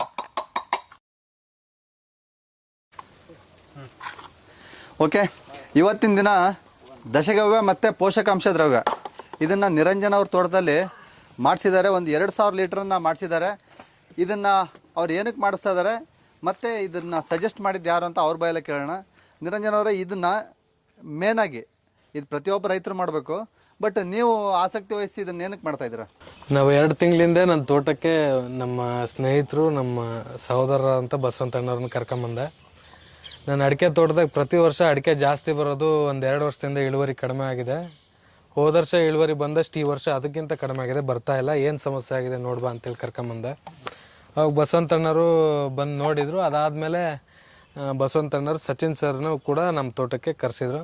ಸಚಿನ್ ಸರ್ ಬಂದು ನೋಡಿ ಬೇರುಹುಳ ಗಿಡ ನೋಡಿ ಬೇರುಹುಳ ಜಾಸ್ತಿ ಆಗಿದೆ, ಹಾಗಾಗಿ ಗಿಡದ ಆರೋಗ್ಯನೂ ಕೆಟ್ಟೈತೆ, ಕ್ವಾಲಿಟಿನೂ ಕೆಟ್ಟೈತೆ, ಅಡಿಕೆ ಕಡಿಮೆ ಬರ್ತೈತೆ ನಿಮ್ಗೆ ಇಳುವರಿ. ಮೊದಲು ನೀವು ಬೇರಿಗೆ ಟ್ರೀಟ್ಮೆಂಟ್ ಕೊಡಬೇಕು. ಯಾವ ರೀತಿ ಅಂತ ಹೇಳಿದ್ರೆ ಬೇರು ಹುಳ ಸರಿ ಮಾಡ್ಕೊಂಡ್ರೆ ಗಿಡ ಚೆನ್ನಾಗಿರ್ತೈತಿ, ಗಿಡ ಚೆನ್ನಾಗಿದ್ರೆ ನಿನಗೆ ಇಳುವರಿ ಬರ್ತೈತಿ ಅಂತೇಳಿ ಅವ್ರು ಹೇಳಿದರು. ಅದಾದಮೇಲೆ ನಾನು ಇದಕ್ಕೆ ಏನು ಮಾಡ್ಬೇಕು ಸರ್ ಅಂತ ಕೇಳಿದೆ. ಸದ್ಯಕ್ಕೆ ಈಗ ನೀವು ಲೇಟಾಗಿ ಮಾಡ್ತಾಯಿದ್ದೀರಿ. ಆಗಸ್ಟ್ ತಿಂಗಳಲ್ಲಿ ನೀವು ಮೇ ಜೂನ್ ತಿಂಗಳಲ್ಲಿ ಈ ಗರ್ಭ ಕಟ್ಟಕ್ಕಿಂತ 8-9 ತಿಂಗಳು ಮುಂಚೆನೇ ಗಿಡಕ್ಕೆ ನೀವು ಸರಿಯಾಗಿ ಪೋಷಕಾಂಶಗಳನ್ನು ಕೊಟ್ಟರೆ ಅಡಿಕೆ ಜಾಸ್ತಿ ಬರ್ತೈತೆ. ಈಗಾದರೂ ಪರವಾಗಿಲ್ಲ. ಇದಕ್ಕೆ ದಶಗವ್ಯ ಮತ್ತು ಪೋಷಕಾಂಶ ದ್ರವ್ಯನ ಒಂದು ಗಿಡಕ್ಕೆ ನೀವು 1 ಲೀಟ್ರ್ ಹಾಕೋದ್ರ ಮೂಲಕ ತಯಾರು ಮಾಡಿ ಹಾಕಿದರೆ ಇಳುವರಿ ಚೆನ್ನಾಗಿ ಬರುತ್ತೆ, ಅಡಿಕೆ ಗಿಡನೂ ಆರೋಗ್ಯವಾಗಿರುತ್ತೆ ಅಂತ ಹೇಳಿ ನನಗೆ ಅವ್ರು ಸಜೆಸ್ಟ್ ಮಾಡಿದರು. ಅದಾದ ನಂತರ ಇದನ್ನ ಹೆಂಗೆ ಮಾಡ್ಬೇಕು ಸರ್ ಅಂತ ಕೇಳಿದೆ. ಅದು ಭಾಳ ಕಷ್ಟ ಆಗ್ತೈತೆ ನೀವೆಲ್ಲ ಐಟಮ್ಗಳನ್ನ ತಗೊಂಬಂದು ಮಾಡೋಂಥದ್ದು. ನಾನು ಹೇಳಿದರೆ ನೀವು ಮಾಡ್ತೀರಾ ಇಲ್ಲ ಅಂತ ನಂಗೆ ಡೌಟ್ ಐತೆ ಅಂತ ಕೇಳಿದರು. ಅವಾಗಿಲ್ಲ ಸರ್, ನನ್ನ ತೋಟ ಹಾಳಾಗಿದೆ, ನನಗೆ ಗೊತ್ತಾಗ್ತೈತೆ, ನನಗೆ ಅದರಿಂದ ಭಾಳ ಬೇಸರ ಅನ್ನಿಸ್ತೈತೆ, ನನ್ನ ತೋಟ ಸರಿ ಮಾಡ್ಕೋಬೇಕಾಗೈತೆ, ನೀವೇನು ಹೇಳಿದ್ರು ಮಾಡ್ತೇನೆ ಅಂತ ಹೇಳಿದೆ. ಅವಾಗ ನನಗೆ ದುಡ್ಡು ಕೊಡೋಂಥದ್ದು ಏನೂ ಇಲ್ಲಪ್ಪ, ನೀನು ಏನು ತರಬೇಕು ಅನ್ನೋದನ್ನು ಹೇಳ್ತೀನಿ, ಅವನ್ನ ತಗೊಂಡು ಬಾ, ನಾನೇ ನಿಂತ್ಕೊಂಡು ನಿನಗೆ ಮಾಡಿಸ್ಕೊಡ್ತೀನಿ, ನೀವು ಆಮೇಲೆ 15-20 ದಿವಸಕ್ಕೆ ಇದು ತಯಾರಾಗ್ತೈತಿ, ತೋಟಕ್ಕೆ ಎಲ್ಲ ಗಿಡಕ್ಕೂ 1 ಲೀಟ್ರ್ ಅಂತ ಹಾಕುವಂತೆ ಅಂತ ಹೇಳಿದರು. ಅವರು ಹೇಳಿದ್ರ ಮೇರೆಗೆ ನಾನು ಇವತ್ತು ನನ್ನ ತೋಟದಲ್ಲಿ ದಶಗವ್ಯ ಮತ್ತು ಪೋಷಕಾಂಶ ದ್ರವ್ಯನ ಮಾಡ್ತಾಯಿದ್ದೀನಿ. ಎಷ್ಟಿದೆ ನಿಮ್ಮ ತೋಟ? ಒಟ್ಟು ಫಸಲು ಬರೋಂಥದ್ದು 13 ಎಕರೆ ಇದೆ. ಇನ್ನು ಹೊಸದಾಗಿ ಹಚ್ಚಿರೋ ಗಿಡ ಇನ್ನೊಂದು 3 ವರ್ಷ ಬೇಕು ಬರೋಕ್ಕೆ. ಒಟ್ಟು ಒಂದು 16 ಎಕರೆ ನಮ್ಮದು ತೋಟ ಇದೆ. ಹೋದ ವರ್ಷ ಎಷ್ಟು ಫಸಲು ಬಂದಿತ್ತು? ಹೋದ ವರ್ಷ ನಾನು ಗುತ್ತಿಗೆ ಕೊಟ್ಟಿದ್ದೆ. ನನ್ನ ಅಂದಾಜಿನ ಪ್ರಕಾರ ಒಂದು 1000 ಕ್ವಿಂಟಲ್ ಅಡಿಕೆ ಬಂದಿತ್ತು 13 ಎಕರೆಯಿಂದ. ಆದರೆ ಈ ವರ್ಷ ನಾನು ಒಂದು 40% ಅದಕ್ಕಿಂತ ಕಡಿಮೆ ಅಡಿಕೆನ ತಗೊಳ್ತಾ ಇದ್ದೆ. ನನ್ನ ತೋಟದಲ್ಲಿ ಇಳುವರಿ ಕಡಿಮೆ ಆಗಿದೆ. ಅಂದರೆ ಒಂದು ವರ್ಷಕ್ಕೆ 40%. ಹೋದ ವರ್ಷ 1000 ಕ್ವಿಂಟಲ್ ಬಂದರೆ ಈ ವರ್ಷ ನನಗೆ ಒಂದು 650 ಕ್ವಿಂಟಲ್ ಹಸಿ ಅಡಿಕೆ ಬರ್ಬೋದು ಅನ್ನೋ ಒಂದು ಕಾನ್ಸೆಪ್ಟಲ್ಲಿ ನಾನು ಇದ್ದೀನಿ. ಅಷ್ಟು ಅಂದಾಜು ಮಾಡಿದ್ದೀನಿ. 40% ಅಂದಾಜು ಕಡಿಮೆ ಆಗಿದೆ. ಈ ರೀತಿ ಇದನ್ನು ಮುಂದೆ ಬಿಟ್ಕೊಂತ ಹೋದರೆ ಬೇರುಹುಳ ಜಾಸ್ತಿ ಆಗಿ ಇಳುವರಿನೂ ಕಡಿಮೆ ಆಗಿ ಅಡಿಕೆ ಗಿಡ ತೆಗೆಯೋಂಥ ಪರಿಸ್ಥಿತಿ ಬರ್ಬೋದು ಅಂತ ಭಯ ಆಗಿ ನನಗೆ ಬೇಸರದಿಂದ ಸಚಿನ್ ಅವ್ರನ್ನ ಭೇಟಿ ಮಾಡಿದಾಗ ನನಗೆ ಈ ರೀತಿ ಐಡಿಯಾಸ್ ಅವ್ರು ಕೊಟ್ಟರು. ಅವರಿಗೆ ನಮ್ಮ ಬಸವಂತಣ್ಣರಿಗೆ ಇಬ್ಬರಿಗೂ ಕೂಡ ನಾನು ತುಂಬ ಧನ್ಯವಾದ ತಿಳಿಸ್ತೀನಿ. ಇದ್ರ ಮೂಲಕ ನೀವು ಸಾಮಾನ್ಯ ರೈತರಿಗೆ ಏನು ಹೇಳಕ್ಕೆ ಇಷ್ಟಪಡ್ತೀರಿ? ಸಾಮಾನ್ಯ ರೈತರಿಗೆ ನಾನು ಹೇಳೋದಿಷ್ಟೇ, ಅಡಿಕೆ ಗಿಡನ ನಾನು ಮನ್ಯಾಗ ಕೂತ್ಕೊಂಡ್ರೆ ಫಸಲು ತೆಗೆಯೋದು ಕಷ್ಟ. ಅಡಿಕೆ ಗಿಡಕ್ಕೆ ನಾವು ತೋಟ ಮಾಡಿದ್ವಿ ಅಂತ ಹೇಳಿದರೆ ನಾವು ಮಾಡೋದೇ ಕಮ್ತ ಅಂದಾಗ ಅದಕ್ಕೆ ಒಂದು ಸ್ವಲ್ಪ ಟೈಮ್ ಕೊಡಬೇಕು. ಕಷ್ಟ ಆದರೂ ಚಿಂತೆ ಇಲ್ಲ. ಹಿಂದಿನವರು ಎಲ್ಲ ರಾಸಾಯನಿಕ ಗೊಬ್ಬರಗಳನ್ನ ಹಾಕಿ ಅಡಿಕೆ ಫಸಲನ್ನು ತೆಗಿತಾ ಇರಲಿಲ್ಲ. ಈ ರೀತಿ ನಾವೇ ತಯಾರು ಮಾಡೋಂಥ ಆರ್ಗ್ಯಾನಿಕ್ ಔಷಧಿಗಳ ಮೂಲಕ ಅಡಿಕೆ ಫಸಲನ್ನು ತೆಗಿತಿದ್ರು. ನಾವು ಅದನ್ನು ಅನುಸರಿಸಿದರೆ ಒಳ್ಳೆಯದಾಗ್ತದೆ ಅಂತ ಹೇಳಿ ನಾನು ಅವರಿಗೆಲ್ಲರಿಗೂ ಹೇಳ್ತೇನೆ. ನಮಸ್ಕಾರ ಆತ್ಮೀಯ ರೈತ ಬಾಂಧವರಿಗೆ. ಇವತ್ತು ನಾವು ಶಿವಮೊಗ್ಗ ಜಿಲ್ಲೆ ಶಿಕಾರಿಪುರ ತಾಲೂಕು ತೊಗರ್ಸಿ ಗ್ರಾಮದ ನಿರಂಜನ್ ಗ್ರಾಮ ಪಂಚಾಯಿತಿಯ ಹಾಲಿ ಅಧ್ಯಕ್ಷರು ಹಾಗೂ ಅವ್ರ ತಂದೆಯವರು ಸಣ್ಣ ಹನುಮಂತಪ್ಪ ಅಂತ ಪ್ರಚಲಿತ ರಾಜಕಾರಣಿಗಳು, ದೊಡ್ಡ ಮುಖಂಡರು. ಅವ್ರ ತೋಟ ಇಲ್ಲಿ ಇದು 8 ಎಕರೆ ಅಡಿಕೆ ತೋಟ. ಈ ತೋಟಕ್ಕೆ ಇವತ್ತು ಒಂದು ಮಾಹಿತಿಗಾಗಿ ಬಂದಿದ್ದೀವಿ. ಏನು ಮಾಹಿತಿ ಅಂದರೆ 2023 ಮಾರ್ಚ್ ತಿಂಗಳಲ್ಲಿ ನಿರಂಜನ್ ಅಧ್ಯಕ್ಷರು ನಮ್ಮನ್ನು ಭೇಟಿ ಮಾಡಿದಾಗ ಸಂಪೂರ್ಣ ಈ ತೋಟದ ಅಭಿವೃದ್ಧಿ ಮಾಡಿಕೊಡ್ಬೇಕು, ನಮ್ಮ ತೋಟ ಹಾಳಾಗಿದೆ, ಇಲ್ಲಿ ಎಲ್ಲ ತರಹದ ಅಭಿವೃದ್ಧಿನ ಮಾಡಬೇಕು ಅಂತೇಳಿ ಅವರು ನಮ್ಮನ್ನು ಕೇಳಿಕೊಂಡಾಗ ಅವರಿಗೆ ನಾವು ಪ್ರಥಮವಾಗಿ ಬಂದು ನಮ್ಮ ಸಚಿನ್ ಸರ್ ನೇತೃತ್ವದಲ್ಲಿ ಬಂದು ವಿಸಿಟ್ ಮಾಡಿದ್ಮೇಲೆ ಇಲ್ಲಿಯ ಆಗು ಹೋಗುಗಳು, ಭೂಮಿಯಲ್ಲಿ ಅಥವಾ ಈ ಭೂಮಿಯಲ್ಲಿ ಏನೇನು ತೊಂದರೆ ಇದೆ, ಅಡಿಕೆ ಮರದಲ್ಲಿ ಏನೇನು ತೊಂದರೆ ಆಗಿದೆ ಅನ್ನೋದ್ರ ಬಗ್ಗೆ ಕೂಲಂಕಷವಾಗಿ ವಿಸ್ತೃತವಾಗಿ ನಾವು ಇಲ್ಲಿ ಚರ್ಚೆ ಮಾಡಿದ್ಮೇಲೆ ಏನೇನನ್ನು ಇಲ್ಲಿ ಅಳವಡಿಸ್ಬೇಕು, ಏನೇನು ಹೊಸ ಕಾರ್ಯಕ್ರಮಗಳನ್ನ ಇಲ್ಲಿ ಏನು ಮಾಡಬೇಕು ಅನ್ನೋದ್ರ ಬಗ್ಗೆ ಮಾತಾಡಿದ್ವಿ. ಅದನ್ನು ನಾವು ಹೇಳೋಕ್ಕಿಂತ ಇವತ್ತು ಅಡಿಕೆ ಕೊಯ್ಲು 2ನೇ ಕೊಯ್ಲು ಮುಗಿದಿದೆ. ಎಷ್ಟು ಅಡಿಕೆ ಬಂದಿದೆ, ಏನು ಇಳುವರಿ ಬಂದಿದೆ, ಹಿಂದಿನ ವರ್ಷ ಅಡಿಕೆ ಏನು ಅವ್ರು 2023 ಹಿಂದಿನ ವರ್ಷ ಏನು ಅಡಿಕೆ ಇಳುವರಿ ಬಂದಿತ್ತು ಅನ್ನೋದ್ರ ಬಗ್ಗೆ ನಮ್ಮ ಅಧ್ಯಕ್ಷರೇ ಮಾತಾಡ್ತಾರೆ. ಅವ್ರ ಬಾಯಿಂದನೇ ನಾವು ಕೇಳೋಣ.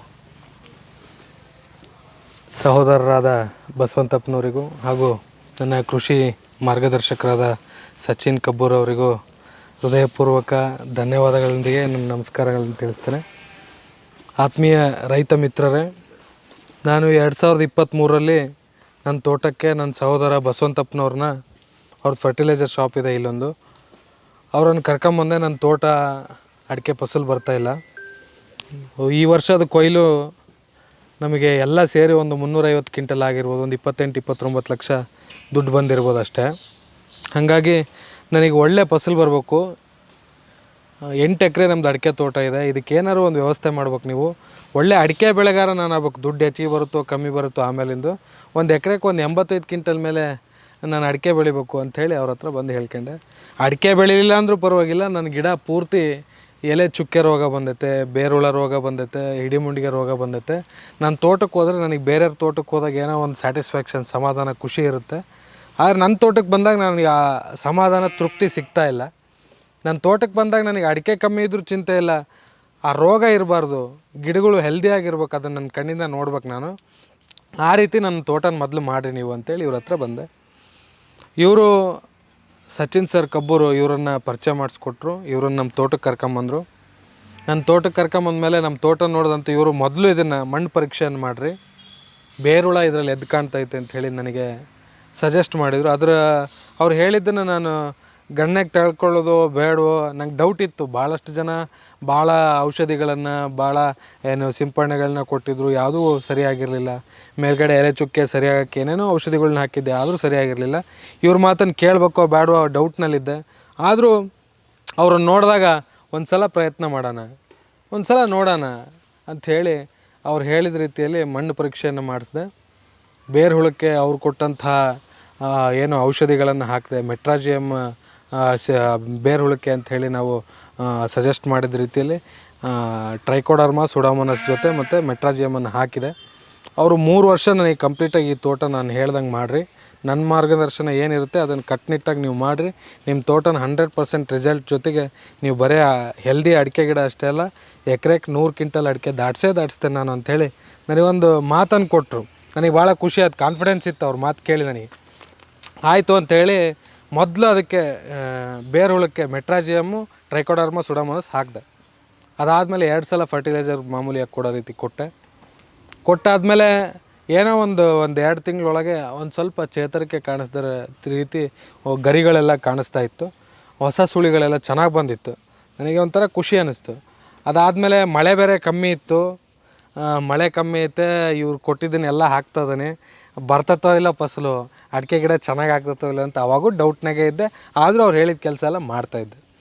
ಅದಾದಮೇಲೆ ಕೆರಾನ್ ಅವರು ಕೊಟ್ಟಂತಹ ಕೆರಾನ್ ಔಷಧಿಯನ್ನು 3 ಬಾರಿ ಗಿಡಕ್ಕೆ ಡ್ರಂಚನ್ನು 3 ಬಾರಿ ಮಾಡಿದೆ. ಅದಾದ ನಂತರ ಇದಕ್ಕೆ ಪೋಷಕಾಂಶ ದ್ರವ್ಯ, ದಶಗವ್ಯವನ್ನು ಹಾಕಬೇಕು ಅಂಥೇಳಿ ಅವ್ರ ಮಾರ್ಗದರ್ಶನ ಕೊಟ್ಟರು ನನಗೆ. ಅದು ಯಾವ ರೀತಿ ಮಾಡಬೇಕು ಅಂತಲೂ ಗೊತ್ತಿರಲಿಲ್ಲ, ಪೋಷಕಾಂಶ ದ್ರವ್ಯ ಅಂದ್ರೇನು ಅಂತಲೂ ಗೊತ್ತಿರಲಿಲ್ಲ, ದಶಗವ್ಯ ಅಂದ್ರೇನು ಅಂತಲೂ ಗೊತ್ತಿರಲಿಲ್ಲ, ಹೆಂಗೆ ಮಾಡೋದು ಅಂತೇಳಿ ಗೊತ್ತಿರಲಿಲ್ಲ. ಅವರು ಯಾವುದೋ ಒಂದು ಕಾರ್ಯಕ್ರಮದಲ್ಲಿ, ಯೂಟ್ಯೂಬಲ್ಲಿ ಅವ್ರದ್ದೊಂದು ಕಾರ್ಯಕ್ರಮ ನೋಡಿದ್ದೆ. ಅದರಲ್ಲಿ ಅವ್ರು ಹೇಳ್ತಿದ್ರು, ನೀವು ಮನೆಯಲ್ಲಿ ಮಾಡಿದಂಥ ಔಷಧಿ ನೀವು ಅಂಗಡಿಯಲ್ಲಿ ಕೊಟ್ಕೊಂಡಿದ್ದಕ್ಕಿಂತ ಚೆನ್ನಾಗಿರುತ್ತೆ, ಅದನ್ನು ಮಾಡೋಕ್ಕೆ ಪೇಷನ್ಸ್ ಬೇಕು, ಅದನ್ನು ಮಾಡ್ತಾನೆ ಅನ್ನೋ ಮನಸ್ಥಿತಿ ನಿಮಗಿರ್ಬೇಕು, ಆವಾಗ ಮಾತ್ರ ಅದು ಮಾಡೋಕ್ಕೆ ಸಾಧ್ಯ ಅಂತ ಅವ್ರು ಯೂಟ್ಯೂಬಲ್ಲಿ ಹೇಳಿದರು. ಅದನ್ನು ಆಯ್ತು ನಾವು ಮಾಡೇ ತೀರ್ತೇವೆ, ಅವ್ರು ಹೇಳಿದ್ದನ್ನು ಬಿಡೋದಿಲ್ಲ ಅಂಥೇಳಿ ಅವರೇ ಎದುರುಗಡೆ ಬಂದಾಗ ಪೋಷಕಾಂಶ ದ್ರವ್ಯ, ದಶಗವ್ಯ ಮಾಡೋದು ಹೆಂಗೆ ಅಂತ ಕೇಳಿದೆ. ಅವ್ರು ನನಗೆ ಒಂದು ಟಾಸ್ಕನ್ನು ಕೊಟ್ಟರು. ನೀವು ನಾನು ಬರೆದು ಕೊಡ್ತೇನೆ ಏನೇನು ಬೇಕು ಅಂತೇಳಿ, ತಗೊಂಬರೋಕ್ಕೆ ಕಮ್ಮಿ ಅಂದರೂ ಒಂದು 8-10 ದಿವಸ ಬೇಕು, ಒಂದು 15 ದಿನನೇ ಟೈಮ್ ತಗೊಳ್ರಿ ನೀವು ಅಂತ ಹೇಳಿದರು. ನಾನು ಹೇಳಿದೆ, ಇಲ್ಲ ಸರ್ ನಾಳೆನೇ ಮಾಡಿಬಿಡೋಣ ಅಂದೆ. ನಾನು ಇನ್ನೂ 3 ದಿನ ಬಿಟ್ಟು ಬರ್ತೇನೆ, 3 ದಿನ, ನಾಳೆ ಅಲ್ಲ, ಇನ್ನು 3 ದಿನ ಟೈಮ್ ತಗೊಳ್ರಿ, ನಿಮ್ಮ ಶಕ್ತಿ ಇದ್ದರೆ ಮಾಡಿ ತೋರಿಸ್ರಿ ನೀವು ಅಂತೇಳಿ ನನಗೊಂದು ಟಾಸ್ಕನ್ನು ಕೊಟ್ಟರು. ಅವ್ರು ಟಾಸ್ಕ್ ಕೊಟ್ಟಿದ್ದು ನನಗೆ ಒಂಥರ ಹುರುಪು ಕೊಟ್ಟಂಗೆ ಆಯ್ತು, ನಾನು ಮಾಡೇ ತಿರ್ಬೇಕಿದ್ದು ಅಂಥೇಳಿ ನನ್ನ ಸ್ನೇಹಿತರು ನನಗೆ ಎಲ್ಲರೂ ಸೇರಿ ಸಾಥ್ ಕೊಟ್ಟರು. ನನ್ನ ಸಹೋದರನೂ ಇದ್ದ, ನನ್ನ ಸ್ನೇಹಿತ ಶಿವು ಅವರು ಇದ್ದರು, ಮತ್ತು ಯೋಗೀಶ್ ಅವರಿದ್ದರು, ವಿನಾಯಕ್ ಅವರಿದ್ದರು, ಎಲ್ಲರೂ ನನಗೆ ಸಾಥನ್ನು ಕೊಟ್ಟರು. ಅವ್ರು ಹೇಳಿದ ಐಟಮ್ಗಳನ್ನು ಪ್ರತಿಯೊಂದನ್ನು ತಗೊಂಬಂದು 3 ದಿವಸದಲ್ಲಿ ರೆಡಿ ಮಾಡಿ ಇಟ್ವಿ. ಅವ್ರನ್ನ ಕರೆಸಿದ್ವಿ, ಸರ್ ಎಲ್ಲ ರೆಡಿ ಮಾಡಿ ಇಟ್ಟೆ ಬರ್ರಿ ಅಂತೇಳಿ. ಅವರು ಒಂದೊಂದು ಮಾತು ಹೇಳಿದ್ದು ನಮಗೆ ಪ್ರೇರೇಪಣೆ ಹೆಂಗಿತ್ತು ಅಂತ ಹೇಳಿದ್ರೆ, ಅವ್ರು ಹೇಳಿದ್ದನ್ನು ಮಾಡಲೇಬೇಕು. ನಾನು ಅವ್ರ ಹತ್ರ ಕೇಳಿದೆ, ಊಟ ಮಾಡ್ಬೇಕಾದ್ರೆ ಒಂದು ಸಲ ಕೇಳಿದೆ, ಸರ್ ನನ್ನ ಅಡಿಕೆ ತೋಟ ನನಗೆ ಭಾರಿ ಚೆನ್ನಾಗಾಗಬೇಕು, ಅಡಿಕೆ ತೋಟಕ್ಕೆ ನೀವೇನು ಕೆಲಸ ಹೇಳಿದ್ರು ಮಾಡ್ತೇನೆ ಅಂತ ಹೇಳಿದೆ. ಏನು ಹೇಳಿದ್ರು ಮಾಡ್ತೇನೆ ಅಂತಂದರೆ ಹೆಂಗೆ ಅಂತ ಕೇಳಿದ್ರು ಅವ್ರು ನನಗೆ. ಸರ್ ಅಡಿಕೆ ತೋಟದ ಮಾಲೀಕನೇ ಮ್ಯಾಲೆ ಹತ್ತಿ ಏನಾರು ಔಷಧಿ ಅಡಿಕೆ ಗಿಡಕ್ಕೆ ಒಂದೊಂದು ಗಿಡಕ್ಕೂ ಹಾಕಬೇಕು ಅಂದರು ನಾನು ಹಾಕಕ್ಕೆ ತಯಾರಾಗಿದ್ದೀನಿ ಅಂತೇಳಿ ಅವ್ರ ಹತ್ರ ಹೇಳಿದೆ. ನಾನು ಆ ನಿಟ್ಟಿನಲ್ಲೇ ಕೆಲಸ ಮಾಡಿದೆ. 2 ಬಾರಿ ದಶಗವ್ಯ ಪೋಷಕಾಂಶ ದ್ರವ್ಯ ಹಾಕಿದೆ, 3 ಬಾರಿ ಕೆರಾನ್ ಲಿಕ್ವಿಡನ್ನು ಹಾಕಿದೆ. ಡಿಸೆಂಬರಿಂದ ಏಪ್ರಿಲ್ವರೆಗೂ ಕೆರಾನ್ ಮೇಲ್ಗಡೆ ಸ್ಪ್ರೇ ಸಿಂಪರಣೆಯನ್ನು ಮಾಡಿದೆ. ಅದೆಲ್ಲ ಮಾಡಿ ಆದಮೇಲೆ ಹೋದ ವರ್ಷ ಬರೀ 28-29 ಲಕ್ಷದ ಅಡಿಕೆ ಆಗಿತ್ತು. ಅವಾಗ ನನಗೆ ಅಲ್ಲಿ ಸ್ವಲ್ಪ ಹಣದ ಸಮಸ್ಯೆನೂ ಇತ್ತು, ನನಗೆ ಒಂಥರ ಬೇಜಾರಿತ್ತು. ಈ ವರ್ಷ ಸ್ವಲ್ಪ ಅದಕ್ಕಿಂತ ಚೆನ್ನಾಗಿ ಬಂದಿರ್ಬೋದೇನೋ, ಒಂದು 45 ಲಕ್ಷದೊಳಗೆ ಯಾರು ಬಂದುಬಿಟ್ರೆ ಸಾಕಪ್ಪ, ಒಂದು 45 ಲಕ್ಷ ದುಡ್ಡು ಸಿಕ್ಕರೆ ಸಾಕು. ಎಷ್ಟು ಎಕರೆಗೆ ಅಧ್ಯಕ್ಷರೇ? 8 ಎಕರೆಗೆ. 8 ಎಕರೆಗೆ ಹೋದ ಸತಿ ಎಷ್ಟು ಬಂದಿತ್ತು? 28-29 ಲಕ್ಷದ. ಆ ತೋಟನ ಸೇರಿ ನೀವು ಹೇಳಿ? ಆ ತೋಟದ ಸೇರಿ. ಇದು ಪರ್ಟಿಕ್ಯುಲರ್ ಈ ತೋಟದಷ್ಟೇ? ಅಲ್ಲಿ ನಮ್ದು ಅಲ್ಲೊಂದು 4 ಎಕರೆ ಇದೆ, ಅದ್ರಲ್ಲಿ ಹೊಸದಾಗಿ 3 ಎಕರೆ ಅಡಿಕೆ ತೋಟ ಬರೋದಿದೆ. ಅದನ್ನ ಸೇರಿ ನಂದು 28-29 ಲಕ್ಷದ ಅಡಿಕೆ ಆಗಿತ್ತು. 13 ಎಕರೆ? 13 ಎಕರೆಗೆ. ಆದರೆ ನನಗೆ ಈ ವರ್ಷ ನಾವು ಈ ತೋಟದಷ್ಟೇ ಮಾತಾಡೋಣ. 8 ಎಕರೆ 8 ಎಕರೆಗೆ ಅವರೇಜ್ ಅಂದ್ರೆ ಈ ವರ್ಷ ನಾನು ಈ 8 ಎಕರೆಗೆ ಅಂದರೆ ಒಂದು 40 ಲಕ್ಷದ ಅಡಿಕೆ ದಾಟಿದ್ರೆ ಸಾಕು. ಆ ತೋಟದ 5 ಲಕ್ಷ ಬಿಟ್ಟು ಇದು ಒಂದು 40 ಲಕ್ಷ ದಾಟಿದರೆ ಸಾಕು ಅಂಥೇಳಿ ಒಬ್ಬನ ವ್ಯಾಪಾರಸ್ಥರನ್ನ ಕರೆಸಿದ್ವಿ. ನಾವು ಪ್ರತಿ ವರ್ಷ ಗುತ್ತಿಗೆ ಕೊಡ್ತಿದ್ವಿ, ಗೇಣಿ ಗುತ್ತಿಗೆ. ಅದೇ ರೀತಿಯಲ್ಲಿ ನಮ್ಮ ತೋಟನ ಈ ವರ್ಷವೂ ಗೇಣಿ ಗುತ್ತಿಗೆ ಕೊಡೋಣ ಅಂಥೇಳಿ ನಾನು ಒಂದು 45 ಲಕ್ಷ ಕೊಡ್ರಿ ಅಂತ ಅವ್ರಿಗೆ ಹೇಳಿದೆ. ಅವರು ಇಲ್ಲ, ಒಂದು 30 ಲಕ್ಷದ ಮೇಲೆ ತೋಟ ಬರೋಲ್ಲ ಇದು ಅಂತ ಹೇಳಿದರು. ಆಯಿತು, ನಂಗೆ 42 ಲಕ್ಷ ಫೈನಲ್ ಕೊಡ್ರಿ ನೀವು ಅಂತೇಳಿ ಪಟ್ಟಿ ಹಿಡಿದು ಕುಂತೆ. ಅವ್ನು 39 ಲಕ್ಷ ಆದರೆ ತೋಟ ನಾನು ವ್ಯಾಪಾರಕ್ಕೆ ಹಿಡಿತೇನೆ ಅಂದ. ಆಯಿತು 39 ಲಕ್ಷನೇ ಕೊಡು ಅಂಥೇಳಿ ಆತನಿಗೆ ನಾನು ತೋಟ ಗೇಣಿಗೆ ವ್ಯಾಪಾರ ಮಾಡಿದೆ. ಆದರೆ ಅವನು ಒಂದು 8-10 ದಿನ ಬಿಟ್ಟು ಬಂದು ಅವ್ರ ಸ್ನೇಹಿತರನ್ನ ಅವ್ರಿಗೆ ಬೇಕಾದ್ರನ್ನ ಕರ್ಕೊಂಬಂದು ತೋಟ ನೋಡಿ, ಇಲ್ಲ ಇದ್ರಾಗ ಅಡಿಕೆ ಕಡಿಮೆ ಐತೆ, ನಾನು ಗೇಣಿ ತಗೊಳಲ್ಲ ಅಂಥೇಳಿ 2 ಲಕ್ಷ ದುಡ್ಡು ವಾಪಸ್ಸು ಅಡ್ವಾನ್ಸನ್ನು ಇಸ್ಕೊಂಡು ಹೋದ. ಅದಾದಮೇಲೆ ನಾನು ಬಸವಂತಣ್ಣನ ಕೇಳಿದೆ, ಸಚಿನ್ ಸರಿಗೆ ಫೋನ್ ಮಾಡಿದೆ. ಫೋನ್ ಮಾಡಿ ಹೀಗೆ ಅಂತೇಳಿದ್ರು. ಅದು ಅವರು ತೋಟ ನೋಡಿರಲಿಲ್ಲ ಸಚಿನ್ ಸರ್. ಮತ್ತೆ ಬಂದು ಬಸವಂತಪ್ಪರು ಮಾತ್ರ ನೋಡಿದರು. ತೂಕ ಕೊಡು, ಯಾರಿಗೂ ಲಾಸ್ ಆಗೋಲ್ಲ, ರೈತಿಗೂ ಲಾಸ್ ಆಗೋಲ್ಲ, ವ್ಯಾಪಾರಸ್ಥಿಗೂ ಲಾಸ್ ಆಗೋಲ್ಲ, ತೂಕ ಕೊಡು ಅಂತ ಹೇಳಿದರು. ನಾನು ಎಲ್ಲ ಸೇರಿ 8 ಎಕರೆಗೆ ನಮಗೆ ಒಂದು 400 ಕ್ವಿಂಟಲ್ ಅಡಿಕೆ ಬರ್ಬೋದೇನೋ ಅಂಥೇಳಿ ನಾನು ಅಂದಾಜು ಇಟ್ಕೊಂಡಿದ್ದೆ. ನನಗೆ ಸಚಿನ್ ಸರ್ ಮಾತು ಕೊಟ್ಟಿದ್ರು 3 ವರ್ಷ 100 ಕ್ವಿಂಟಲ್ ಅಡಿಕೆ ಎಕರೆ ಕೊಡ್ತೇನೆ ಅಂಥೇಳಿ. ಆದರೆ ನನ್ನ ಅದೃಷ್ಟ ಗೊತ್ತಿಲ್ಲ ಏನು ಅಂಥೇಳಿ. ಸಚಿನ್ ಸರ್ ಹೇಳಿದ ಕೆಲಸ ನಾನು ಮಾಡಿದೆ. ಇವತ್ತು ಮೊದಲನೇ ಕೊಯ್ಲಲ್ಲಿ ನಮ್ಮ ತೋಟ 8 ಎಕರೆ 150 ಕ್ವಿಂಟಲ್ ಹಸಿ ಅಡಿಕೆ ಬಂದಿತ್ತು. 2ನೇ ಕೊಯ್ಲಲ್ಲಿ ನಮ್ಮ ತೋಟ ಇವತ್ತು ಕೊಯ್ದಿದ್ದು ಬಿಟ್ಟು ಇವತ್ತು ತೂಕ ಮಾಡಿಲ್ಲ. ನಿನ್ನೆವರೆಗೂ ಕೊಯ್ದಿದ್ದು 425 ಕ್ವಿಂಟಲು, 22-23 ಕ್ವಿಂಟಲ್ 423 ಕ್ವಿಂಟಲ್ ಆಗಿದೆ. 2ನೇ ಕೊಯ್ಲಿಗೆ ನಮಗೆ ಅಲ್ಲೇ 560-570 ಕ್ವಿಂಟಲ್ ದಾಟಿ ಹೋಗ್ಬಿಟ್ಟೇವೆ. ಇನ್ನು ಕೊನೆ ಕೊಯ್ಲಿಗೆ ಇನ್ನೂ ಕಮ್ಮಿ ಅಂದರೂ ಒಂದು 150-200 ಕ್ವಿಂಟಲ್ ಮೇಲೆ ಹೋಗತ್ತೇನ ವಿಶ್ವಾಸ ನನಗೈತೆ. 600 ದಾಟ್ಬಿಡ್ತು ಆಗಲೇ. ನನಗೆ ಏನು ಅನ್ನಿಸ್ತೈತಿ ಈಗ ಅಂತ ಹೇಳಿದರೆ, ಸಚಿನ್ ಸರ್ 3 ವರ್ಷ ಕೇಳಿದ್ರು 800 ಕ್ವಿಂಟಲ್ 8 ಎಕರೆಗೆ ಅಡಿಕೆ ಕೊಡೋಕ್ಕೆ. ಆದರೆ ಅವ್ರು ಹೇಳಿದ ಕೆಲಸ ಮಾಡಿದ್ದಕ್ಕೆ ನನಗೆ ಒಂದೇ ವರ್ಷದಲ್ಲಿ 100 ಕ್ವಿಂಟಲ್ ಹಸಿ ಅಡಿಕೆ 1 ಎಕರೆಗೆ ಸರಿಸಮ ಅಂದಾಜು ಸಿಕ್ಕಿದೆ. ನಾನು ಇಷ್ಟು ಮಾತ್ರ ಹೇಳ್ತೇನೆ ರೈತ ಮಿತ್ರರಿಗೆ, ಇಂಥ ಮಾರ್ಗದರ್ಶಕರು ಸಿಕ್ಕಾರೆ. ಇವ್ರು ಹೇಳಿದ ಕೆಲಸ ಮಾಡಿದ್ರೆ ಎಂಥ ರೈತ ಆದರೂ ಕೂಡ ಅವನ ಆಸೆ ಪ್ರಕಾರ ಬೆಳೆಗಳನ್ನು ತೆಗಿಲೇಬೇಕು ಅಂತೇಳಿ ನಿರ್ಧಾರ ಮಾಡಿದ್ರೆ ತೆಗೆಯೋಕ್ಕೆ ಅವಕಾಶ ಇದೆ. ಅವರ ಮಾರ್ಗದರ್ಶನವನ್ನು ಬಳಕೆ ಮಾಡ್ಕೊಂಡು ನಾವು ಅವ್ರು ಹೇಳಿದ ರೀತಿಯಲ್ಲಿ ಕೆಲಸ ಮಾಡಿದರೆ, ಕೆರಾನ್ ಲಿಕ್ವಿಡನ್ನು ಹಾಕಿ ಅವ್ರು ಹೇಳಿದ ರೀತಿಯಲ್ಲಿ ನಾವು ಏನಾದ್ರು ಅನುಸರಿಸಿ ಕೃಷಿಯನ್ನು ಮಾಡಿದರೆ ಅದರಲ್ಲಿ ಯಶಸ್ಸು ಕಾಣಲಿಕ್ಕೆ ಯಾವುದೇ ರೀತಿ ಅನುಮಾನನ ಬೇಡ ಅಂತೇಳಿ ನಮ್ಮ ರೈತ ಮಿತ್ರರಿಗೆ ನಾನು ಮನವಿಯನ್ನು ಮಾಡ್ತಾ, ನಾನು ಮತ್ತೊಮ್ಮೆ ಸಚಿನ್ ಸರ್ ಹಾಗೂ ಬಸವಂತಪ್ಪನವರಿಗೆ ಹೃದಯಪೂರ್ವಕ ಧನ್ಯವಾದಗಳನ್ನ ತಿಳಿಸ್ತೇನೆ. ನಮಸ್ಕಾರ ಆತ್ಮೀಯ ರೈತ ಬಾಂಧವರೇ. ಏನು ನೀವು ಈಗಷ್ಟೇ ಏನು ಮಾಹಿತಿಯನ್ನು ತೊಗೊಂಡ್ರಿ, ನಮ್ಮ ಅಧ್ಯಕ್ಷರು ನಿರಂಜನ್ ಅವರು ಏನು ನಿಮಗೆ ಸಂಪೂರ್ಣ ಅಂದರೆ ನಾನೇಂತೀನಿ ಆ ಡೆಡಿಕೇಶನ್ ಇದೆ ಅನ್ನೋದನ್ನು ನೀವೆಲ್ಲರೂ ತಿಳ್ಕೊಬೇಕು ಅಂತ. ಅಂದರೆ ಅವರಲ್ಲಿ ನಾವು 3 ವರ್ಷ ಅವರಿಗೆ ಅವಧಿ ತೊಗೊಂಡಿದ್ವಿ. ನಾನು ಯಾರಿಗಾದರೂ ಸಾಕಷ್ಟು ನಮ್ಮೆಲ್ಲ ರೈತ ಬಾಂಧವರಿಗೆ ಗೊತ್ತಿದೆ, ನಾನು ಯಾವತ್ತೇ ಆಗಲಿ ಒಂದು ಡಿಗ್ರಿ ಮಾಡಬೇಕು ಅಂದ್ರೆ ಅದಕ್ಕೊಂದು 3 ವರ್ಷ ಬೇಕು. ಏನು ಲ್ಯಾಂಡ್ ನ್ಯೂಟ್ರಿಯೆಂಟನ್ನು ರಿಕವರಿ ಮಾಡಬೇಕು ಅಂದರೂ ಅದಕ್ಕೊಂದು 3 ವರ್ಷ ಬೇಕು ಅನ್ನೋಂಥ ಮಾತುಗಳನ್ನು ನಾನು ಹಲವಾರು ಬಾರಿ ನನ್ನೆಲ್ಲ ವಿಡಿಯೋಗಳಲ್ಲಿ ನಾನು ಉಲ್ಲೇಖ ಮಾಡೀನಿ. ಆದರೆ ಇಲ್ಲಿ ಏನಿದೆ ಅಂದರೆ ಅವರು ಏನು ಚಾಲೆಂಜಿಂಗಾಗಿ ತೊಗೊಂಡು ಎಲ್ಲ ಕೆಲಸಗಳನ್ನು ಅಂದರೆ WDCನೂ ಮಾಡೋದಾಗಲಿ ಅಥವಾ ಪೋಷಕಾಂಶ ದ್ರವ್ಯಗಳನ್ನು ಮಾಡೋದಾಗಲಿ, ಇಲ್ಲೇ ಟ್ಯಾಂಕ್ ಇದೆ, ಆ ಟ್ಯಾಂಕ್ನಲ್ಲಿ ಅವರು ಪ್ರತಿ ಬಾರಿನೂ ಈ ಬಾರಿ ಅವರು ಕುಣಪ ಜಲನೂ ಹಾಕಿದ್ದಾರೆ ಆಲ್ರೆಡಿ. ಈಗ ಅಂದರೆ ಮುಂದಿನ ವರ್ಷದ ತಯಾರಿಗಳನ್ನು ಆಲ್ರೆಡಿ ಅವ್ರು ಮಾಡ್ತಾಯಿದ್ದಾರೆ. ಈ ಟೈಪ್ ಡೆಡಿಕೇಶನ್ ಇದ್ದಾಗ ನೀವು ನೋಡಿರಿ, ಎಕರೆಗೆ ನೀವು ಬಸವಂತಪುರ ಏನು 100 ಕ್ವಿಂಟಲ್ ಅನ್ನೋ ಲೆಕ್ಕದಲ್ಲಿ ಬಂತಲ್ಲ, ಎಕರೆಗೆ 100 ಕ್ವಿಂಟಲ್ ಅಡಿಕೆ ಅನ್ನೋ ಲೆಕ್ಕ ಈ ವರ್ಷಕ್ಕೆ ಆಲ್ರೆಡಿ ಮುಟ್ಟೋಯ್ತು. ನಾನು ಈಗ ಹೇಳೋದೇನು ಅಂದರೆ, ನೆಕ್ಸ್ಟ್ ನೀವು ಈ 100 ಕ್ವಿಂಟಲ್ ಅಡಿಕೆನ ಕಳ್ಕೊಬಾಡ್ರಿ ಅಷ್ಟೇ. ಅದಕ್ಕಾಗಿ ನೀವು ಬ್ಯಾಲೆನ್ಸ್ ಮಾಡಿದರೆ ಬೇಕಾದಷ್ಟು ಆಯಿತು ಅನ್ನೋಂಥ ಮಾತಿದೆ. ಅದಕ್ಕೆ ಅವ್ರಿಗೇನು ಪೂರಕ ನಿಮ್ಮದು ಇನ್ವೆಸ್ಟ್ಮೆಂಟ್ ಹೇಳಿ ಅಲ್ಲ ಅಧ್ಯಕ್ಷರೇ ನೀವು?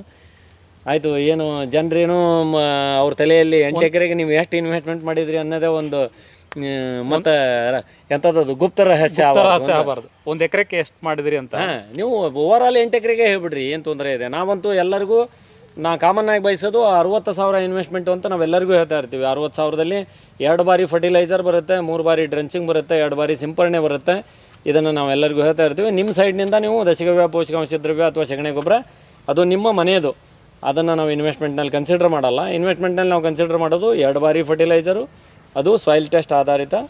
ನಂತರ ನಿಮಗೆ 3 ಬಾರಿ ನಾವು ಕೆರೆನ್ ಉತ್ಪನ್ನಗಳ ಡ್ರೆಂಚಿಂಗು, ನಂತರ ನಿಮಗೆ 2 ಬಾರಿ ಕೆರೆನ್ ಉತ್ಪನ್ನ ಸಿಂಪರಣೆ ಸೇರಿ ನಾವು 60,500 ಗಿಡಗಳಿಗೆ ಅಂತ ಮಾತಾಡಿರ್ತೀವಿ. ನೀವು ಎಷ್ಟು ಮಾಡಿದ್ರಿ ಅಂತ?